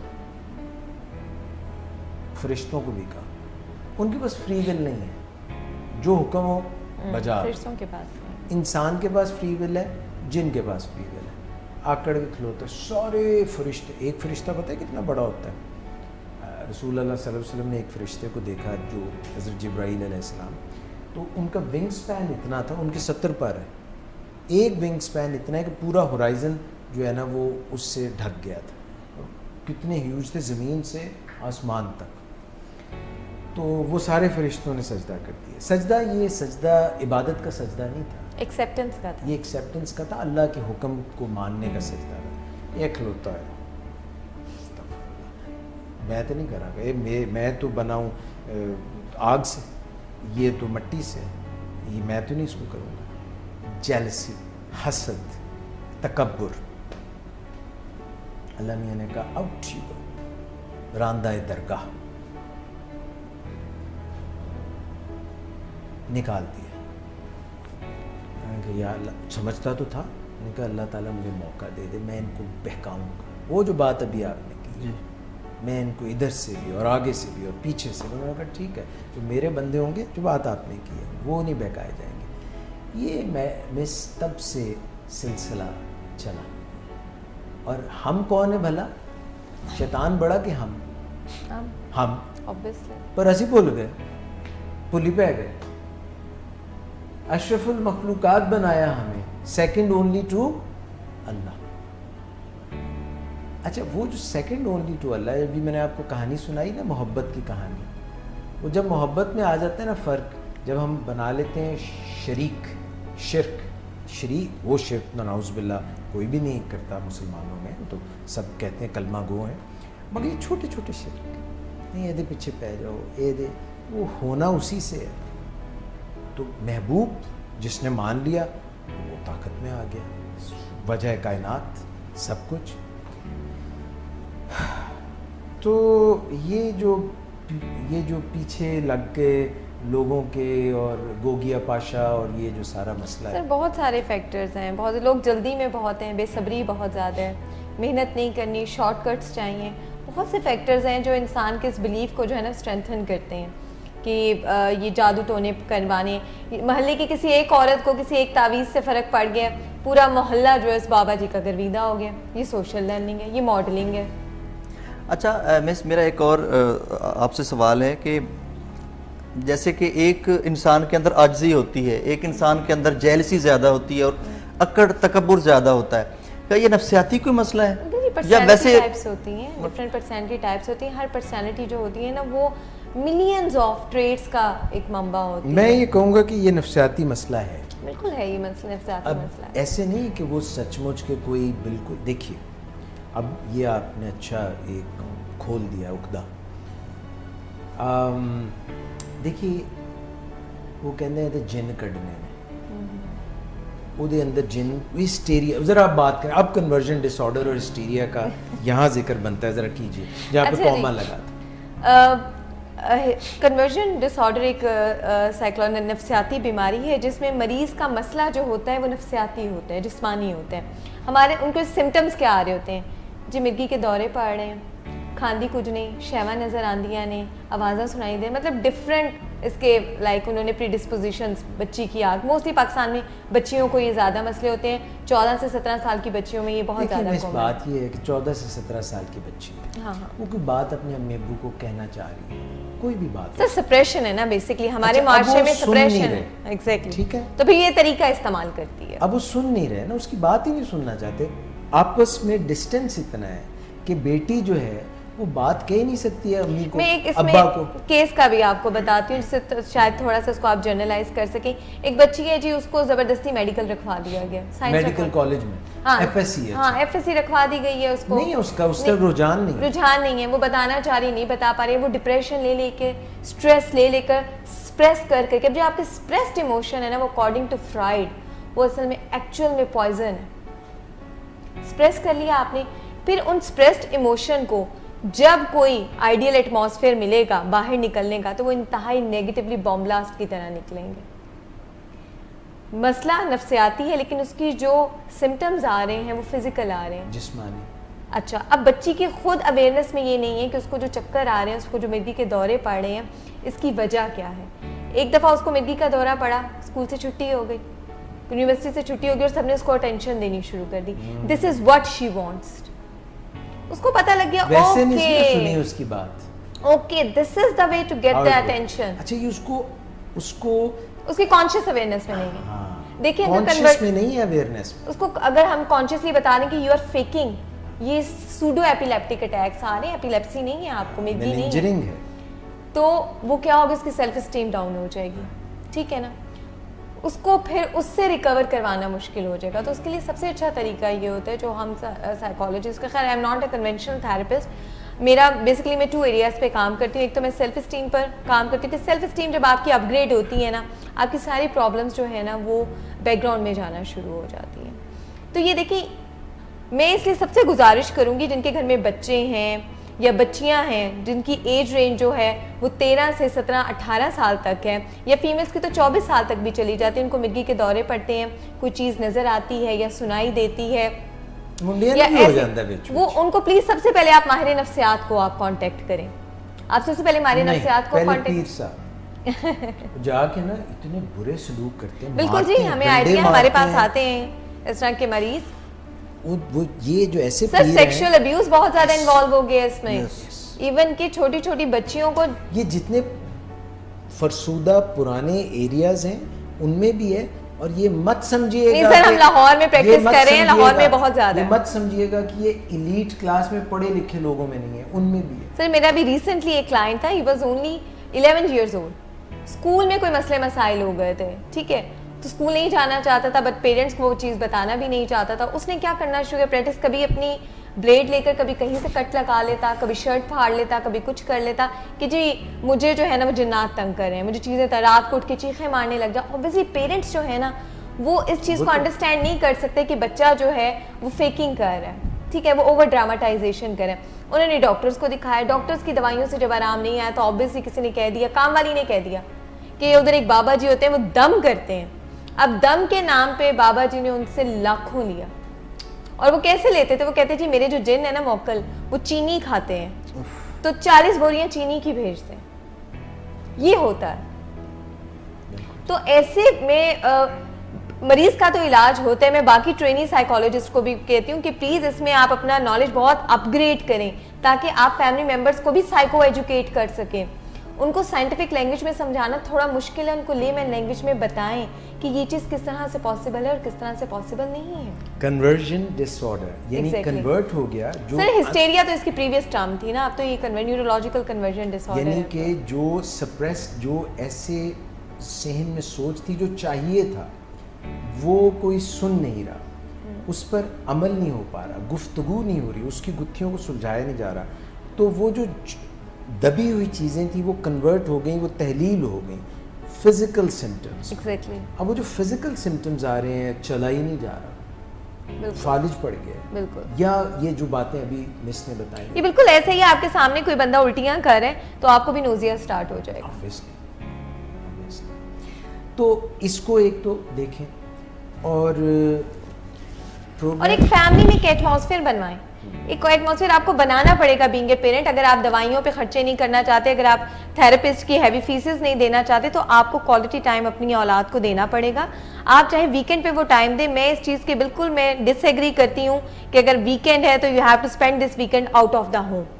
आप खाना खाने जाएं, आप सिनेमा जाएं, आप पार्क्स में जाने की बजाय आप अपने फैमिली को, आप अपने घर में वो टाइम स्पेंड करें अपने बच्चों के साथ। उनकी पढ़ाई से रिलेटेड प्रॉब्लम्स पूछें, उनके बच्चे में अगर कोई बिहेवियर प्रॉब्लम्स नजर आ रहे हैं आपको, या बच्चे का अचानक से बिहेवियर चेंज होने लग गया है, वो बाथरूम में ज़्यादा टाइम स्पेंड करने लग गया है, वो चुप रहने लग गया है, या अचानक से उसने बहुत ज़्यादा खुद को अपने आप को शीशे में देखना शुरू कर दिया, फ़ोन पे ज़्यादा टाइम स्पेंड कर रहा है, तो आप पूछें फ्रेंडली वे में कि बेटा क्या प्रॉब्लम है। इसका मतलब है मिस के ये जो कम्युनिकेशन है, कम्युनिकेशन गैप जी हमारे कल्चर में बहुत ज़्यादा है। हमारे यहाँ तो बात करने की, चाहे वो सियासतदान हो, चाहे वो हमारे घर हो, कुछ भी हो, बातचीत करने का रुझान कल्चर ही नहीं रहा। बात करेंगे तो बात बनेगी। एग्जैक्टली पहले जो काम हमारे घरों में हमारे माँ बाप और दादा दादी नाना नानी किया करते थे, उनकी फीस अब हम लेते हैं, क्योंकि पहले वो काउंसिल किया करते थे, अब हम काउंसिल करते हैं। और एक और बात मैं भी ऐड करता हूँ कि पेरेंट्स को ये चाहिए कि जब उनके बच्चे पॉजिटिव या नेगेटिव कोई भी उनके बच्चों में तब्दीली आती है, तो सबसे पहले स्पेशली जब नेगेटिव तब्दीली आती है,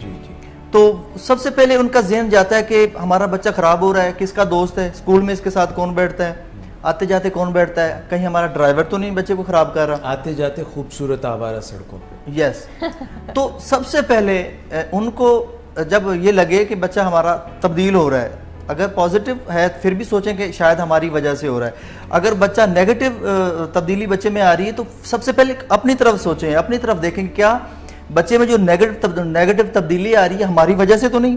क्या हम बच्चे को ज़्यादा सख्ती के साथ पेश आ रहे हैं, या बच्चे को हम ज़्यादा प्यार दे रहे हैं, या बच्चे को हम बिल्कुल टाइम दे ही नहीं रहे।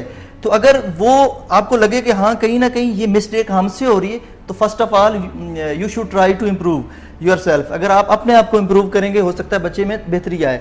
अगर आपको लगता है कि आप बच्चे को सही टाइम दे रहे हैं, आपको लगता है कि आप बच्चे को जैसे तरबियत होनी चाहिए वैसे आप दे रहे हैं, तो फिर आपको बाहर देखना पड़ेगा कि कहीं कमज़ोरी कहाँ से आ रही है।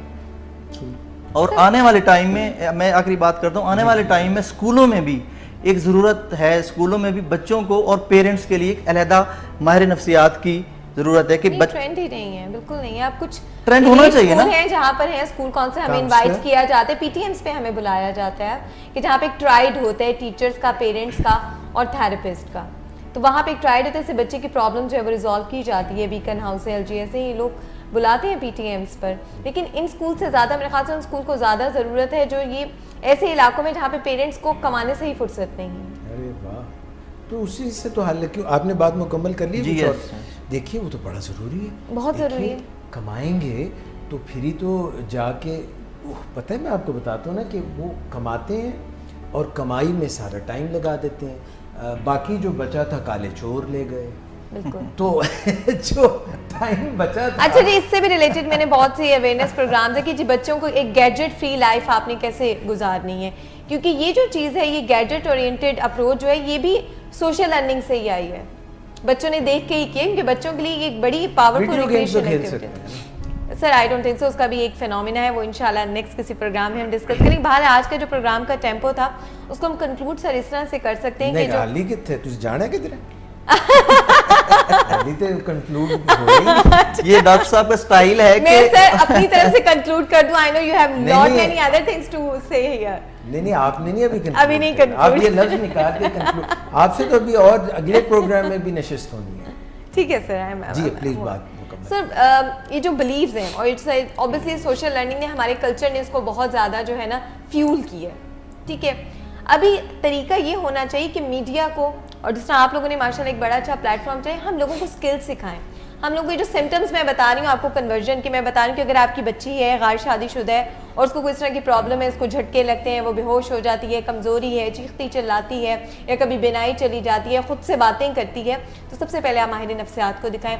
सेम बच्चों के साथ, स्कूल गोइंग बच्चों के साथ अगर ये मसले हैं कि अचानक स्कूल की परफॉर्मेंस उसकी डिस्टर्ब होना शुरू होगी, उसकी राइटिंग स्टाइल चेंज हो गया है, एक आपका अच्छा खासा इंटेलिजेंट बच्चा, आप स्कूल में इंटरेस्ट नहीं ले रहा, स्कूल से रिलेटेड एक्टिविटीज़ में इंटरेस्ट नहीं ले रहा, तो माहिर नफ्सियात के पास आएँ। उसमें और बहुत से फैक्टर्स हो सकते हैं, न्यूट्रिशनिस्ट के फैक्टर, मतलब ये हो सकता है उसकी मेडिकल रीजनिंग जो है वो भी हो सकती है, लेकिन प्लीज़ आप माहिर नफ्सियात को एक दफ़ा बच्चे को ज़रूर लेके जाएं ताकि वो रूल आउट करें कि प्रॉब्लम चल क्या रही है। और जहाँ तक आपने कम्युनिकेशन की इंपॉर्टेंस की, सर पिछले दिनों ज़ैनब का केस हुआ था तो मैंने 2 मंथ्स की फ्री कैंपेन की थी सेक्सुअल अब्यूज़ के ऊपर। मैं डिफरेंट पार्क, डिफरेंट स्कूल्स में गई थी सिर्फ एक स्लोगन के साथ कि 5 minutes for silly talk. Schools में भी ये फिनोमिना होना चाहिए कि आप बच्चों को कहेंगे 5 मिनट, ये बॉक्स है हमने उस बॉक्स का नाम रखा था सिली बॉक्स, कि whatever comes into your mind regarding your physical body, regarding your behavior, regarding your teacher, your subject, your content, write in a slip and put in the box। और वो बॉक्स आपने हमें 2 हफ्ते बाद डिलीवर कर देना है। अगर उन क्वेश्चन के आंसर टीचर्स को नहीं आते या प्रीमिसेस में, स्कूल प्रीमिसेस को किसी I am available to answer them. मैंने वहाँ पर टच सिस्टम के कलर्स एक्टिवेट करवाए डिफरेंट स्कूल्स में, पार्क्स में मैं गई हूँ, पम्फलेट्स दिए, उर्दू में पम्फलेट्स बनाए। आई नो कि इसमें सेक्सुअल एजुकेशन में जो है वो उर्दू में इस तरह की मालूमात अवेलेबल नहीं है, हमने खुद बनाए और हमने स्प्रेड किए। तो पेरेंट्स के लिए कि बच्चों के साथ एक फ्री कम्युनिकेशन क्रिएट करना बहुत ज़रूरी है। हम बाहर की वर्ल्ड को जो है सर्टन नहीं बना सकते, लेकिन घर के माहौल को आप इतना कंफर्टेबल बनाएं कि कुछ भी बाहर हो तो बच्चे को पता हो कि अगर मैंने गलत किया है या सही किया है, my parents are there ears are open for me. तो सिर्फ ये आपका काम है पेरेंट्स का। Miss Rukhsana Mahmood clinical psychologist हैं, हमारे साथ हैं और ये मुख्तलिफ़ बातों पे हम बात कर रहे हैं और ये बात बहुत अहम है कि बच्चा जो है वो तहफ़्फ़ुज़ महसूस करे। Exactly. कि मैं अपने अम्मी अब्बू से जो भी कहूँगा, बच्चा तो मासूम है, हम बच्चे को जज करना शुरू कर देते हैं। बच्चे को बोलने दें, बच्चा बोलेगा तो आपको उसका अंदर नज़र आएगा। ये जो बात अभी मिस कर रही थी कि हम कमाने की दौड़ में लगे हुए हैं, इनू ये फलानी वीडियो एक्सबॉक्स ला दो, ये कर दो, वो कर दो। अरे भाई उसको टाइम चाहिए। ये जो अम्मी अब्बा ने टाइम दिया था ना हमें, मेरी generation was lucky in the sense that I could talk to my mom. हाँ, अनलकी इन द वे कि वालिद साहब सख्त बड़े सन तो यही दसिया सी कि ये सख्त बड़े ने, बेचारे बाद मैंने पता लगा तो प्यार ही बड़ा करते सन, मगर वो उस वक्त काफ़ी टाइम निकल गया तो उनका परसोना ये था कि वो घर आते थे तो हम दबक जाते थे, मगर वालिदा जो थी वो बहुत प्यार करती थी। तो ये जो एक एटलीस्ट वेंटिलेशन थी वो पहुंचती अब्बा जी के पास, हर बात में जाके कम्युनिकेट होकर टक वालिद साहब को पता होती थी क्या चल रहा है। ये बड़ा ज़रूरी है। प्लीज़ ये मुतबादिल नहीं है मोबाइल फ़ोन ख़रीद देना, वीडियो गेम्स। और सर मैंने ये प्रैक्टिकली एक्सपीरियंस किया है। मेरी बेटी जो है वो आज सबके लिए एग्जांपल है। शी इज़ 5 years old और उसको मेरा मोबाइल पड़ा भी होता है तो उसको कोई इंटरेस्ट नहीं है, क्योंकि उसको पता है कि उसकी मदर को इसमें कोई इंटरेस्ट नहीं है। मेरी बेटी को सॉफ्ट ड्रिंक्स में, फ्रिंजी ड्रिंक्स में, रैपिंग फूड में कोई इंटरेस्ट नहीं है। उसको मैं टॉयज भी बहुत कम लेके देती हूँ क्योंकि उसके लिए उसकी रिक्रिएशन जो है, उसका जो फन जो है उसकी मदर की प्रेजेंस है। ज़बरदस्त। लो जी, मुझे एकदम पता चल गया, अब मैं मिस नहीं कहूँगा, मिसेस कहूँगा। तो जो बात अभी कह रही थी रुखसाना साहिबा बतौर क्लिनिकल साइकोलॉजिस्ट, ये बहुत वैलिड है और हमें कनेक्टिविटी फैमिलीज़ में चाहिए। मियाँ बीवी के अंदर इतने झगड़े, वो फिर सारा कुछ जाके मुद्दा तावीज़ धागे पे चला जाना जिस सासू माँ ने किया। भाई तुम आपस में मियाँ बीवी कनेक्ट तो करो, गुफ्तगू तो करो, तुम जो है सास बीवी से ना एक्सपेक्ट करो। सर इसी कॉन्टेक्स्ट में सॉरी एक बात है कि हम बीइंग ह्यूमन है, हम विजुअल बीइंग्स हैं। हम बच्चों को सुनाकर तालीम देते हैं, हालांकि बच्चों को दिखाकर तालीम देनी चाहिए। तो वो तो जो बोलते हैं ना हम, हाँ, उससे नहीं इतना इफेक्ट नहीं, वही तो क्या विजुअल बीइंग्स हैं, हम जो देखेंगे हम वो करेंगे। एटीट्यूड भी बहुत इफेक्ट करता है। जैसे बच्चा एक, जैसे इन्होंने बात की मोबाइल की, मेरा बेटा है 4 साल का माशाल्लाह होने लगा है। अब उसको मोबाइल की मैंने एक दफ़ा आपको बताया था कि एडिक्शन होती जा रही है, वो कार्टून देखना शुरू कर दिए। तो मैंने एक दफ़ा उसे कहा कि मोबाइल नहीं लेना आइंदा आपने, तो वो कोई असर नहीं हुआ, वो नेगेटिव मेरे से दूर दूर होना शुरू हो गया। फिर मैंने प्यार से समझाया, मैंने कहा बेटा आप कहते रहते हो कि मैंने बड़े हो के फौजी बनना है, अगर आप ज़्यादा मोबाइल देखोगे आपकी आंखें ख़राब हो जाएंगी, और आंखें जिनकी ख़राब होती हैं उनको फ़ौज में नहीं लेते। ये बात आपने बहुत अच्छी की। उसके बाद वो नहीं लेता। अगर मोबाइल में उसको देता हूँ कि देखो ये मोबाइल के साथ खेलो, उसका गोल एक्टिवेट करती है, खेल मोबाइल ले लो, तो वो कहता है नहीं बाबा मैंने तो फौजी बनना है, तो मेरी आंखें ख़राब हो जाएंगी, मैं नहीं लेना चाहता। बच्चों को ओए के साथ नहीं, उसको दोस्तों के साथ दोस्त बन के। एक और बात है, हम लोग क्या करते हैं कि बच्चों से दूर रहते हैं, अपना रोब दिखाना चाहते हैं, और जो बच्चों को प्रॉब्लम आता है वो अपने दोस्तों के साथ शेयर कर रहे होते हैं। ठीक है, आप बच्चों के साथ ऐसा रहें कि आपके बच्चे दोस्तों की बजाय आपको दोस्त समझ के आपके साथ प्रॉब्लम शेयर करें। यस, हर तरह का। अब सेक्सुअल एजुकेशन पे सर्विसेज हॉस्पिटल में भी हम लोगों ने सेक्स पेरेंट्स के लिए भी और एडल्ट्स के लिए भी हमने सेक्स एजुकेशन के ऊपर उर्दू पम्फलेट्स बनाए हुए हैं। आप इसलिए बात करें क्योंकि ये टैबू टॉपिक्स हैं और इस पे होनी चाहिए। हमने टैबू हमने कर दी है, ये वक्त की ज़रूरत है। मुझे बताएं कि क्या हमारे इस्लाम में इस चीज़ को ओपनली नहीं बताया गया? हमारे कुरान में, हमारे अहादीस में, सुन्नत में हर चीज़ को, एक एक चीज़ को बताया गया। हम बात करते हुए हेजिटेट करते हैं, लेकिन अमल करते हुए हम हेजिटेट नहीं करते। इसीलिए कहते हैं शरा में शर्म नहीं है, हमें चीज़ें एक्सप्लेन करनी है मगर इन द राइट पर्सपेक्टिव। बिल्कुल, इन द राइट पर्सपेक्टिव। अच्छा जी, ये बातें तो बड़ी अच्छी हो गई। अब हम, क्योंकि आपने कंक्लूजन वाली बात की थी तो हम थोड़ी सी जो है ना इसको इख्तिताम की तरफ आज के प्रोग्राम को लेके जाते हैं। मगर आप यकीन कीजिए ये बात अभी शुरू हुई है, अभी तो पार्टी शुरू हुई है, अभी तो ये आगे चलेगी। सर अच्छा, रोज़ा है तो अफ्तारी का भी टाइम हो रहा है। ओह, आपके आज जो है रोज़ा भी आपने रखा हुआ है, तो ये मेरा ख्याल है कि मगरिब के टाइम में ज़्यादा ज़्यादा 8-9 मिनट रह गए होंगे। मैं अफ्तारी साथ लाई हूँ सर। अफ्तारी अब साथ लाई हैं, ज़बरदस्त। अल्लाह ताला आपका रोज़ा कबूल करे।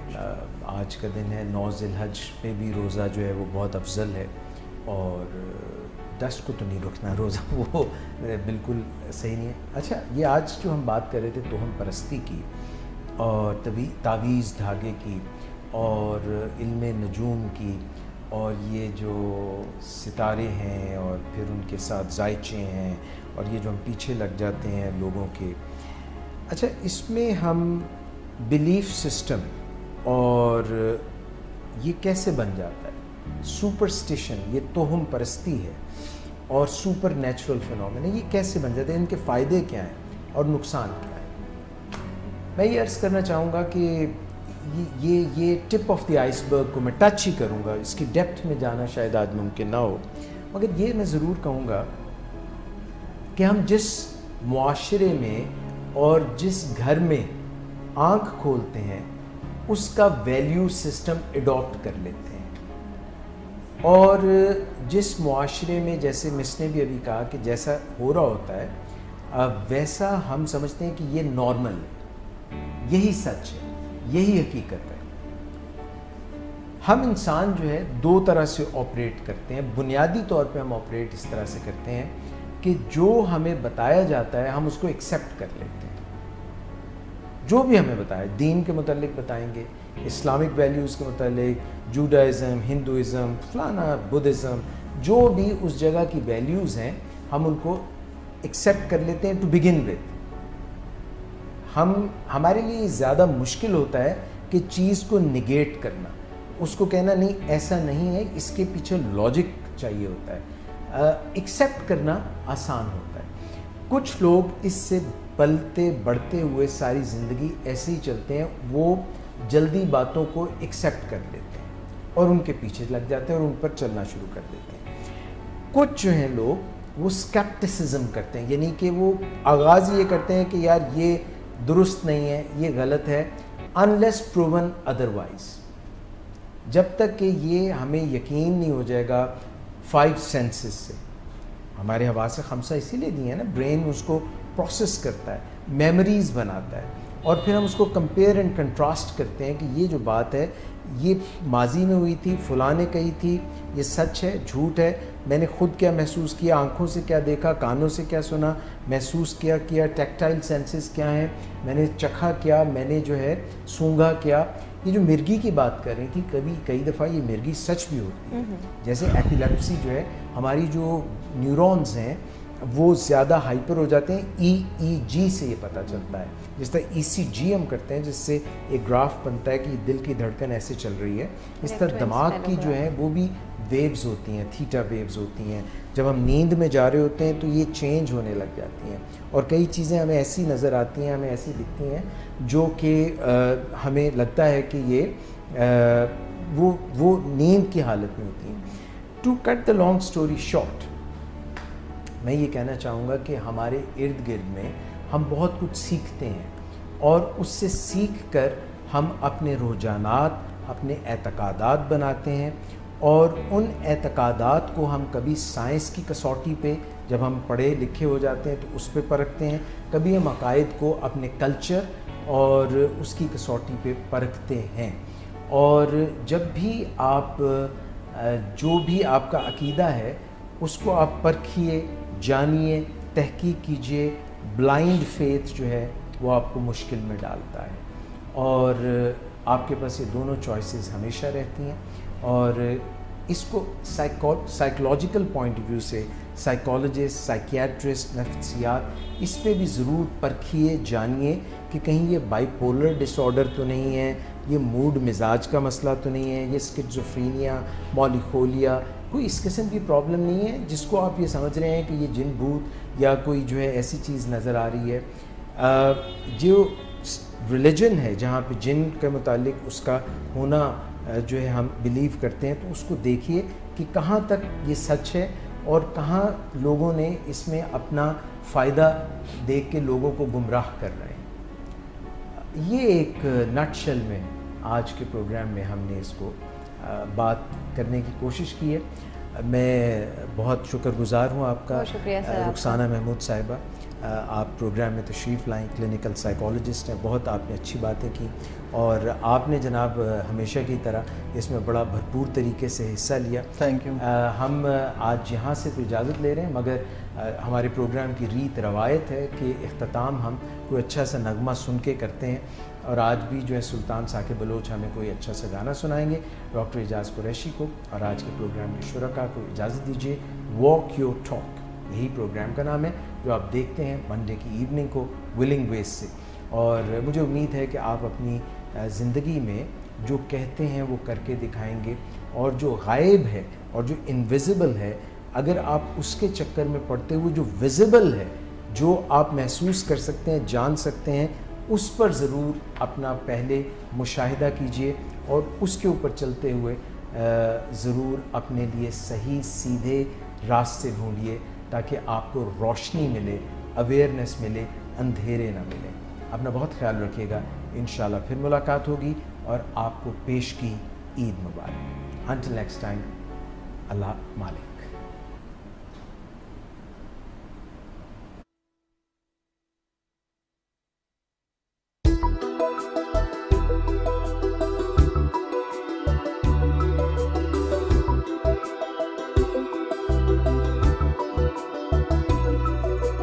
गम है या खुशी है तो मेरी जिंदगी है तो मेरी जिंदगी है तो। गम है या खुशी है तो मेरी जिंदगी है तो मेरी जिंदगी है तो।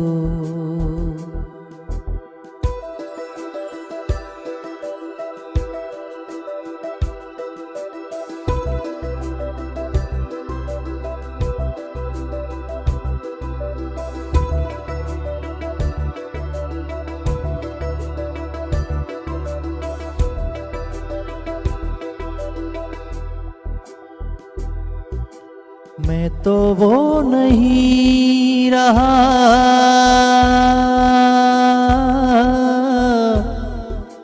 मैं तो वो नहीं रहा, हाँ मगर वही है तो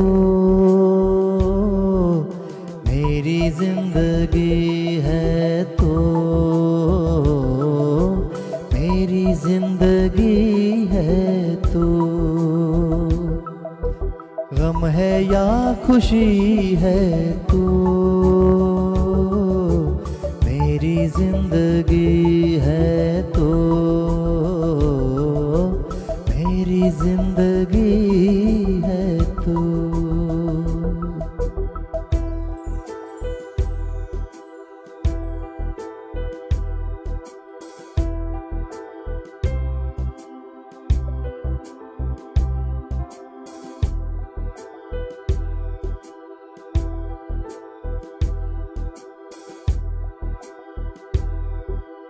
आफतों के दौर में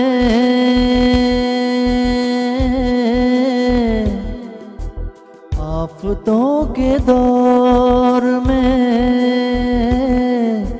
चैन की घड़ी है तू, मेरी जिंदगी है तू, मेरी जिंदगी है तू। गम है या खुशी है तू, मेरी जिंदगी है तू,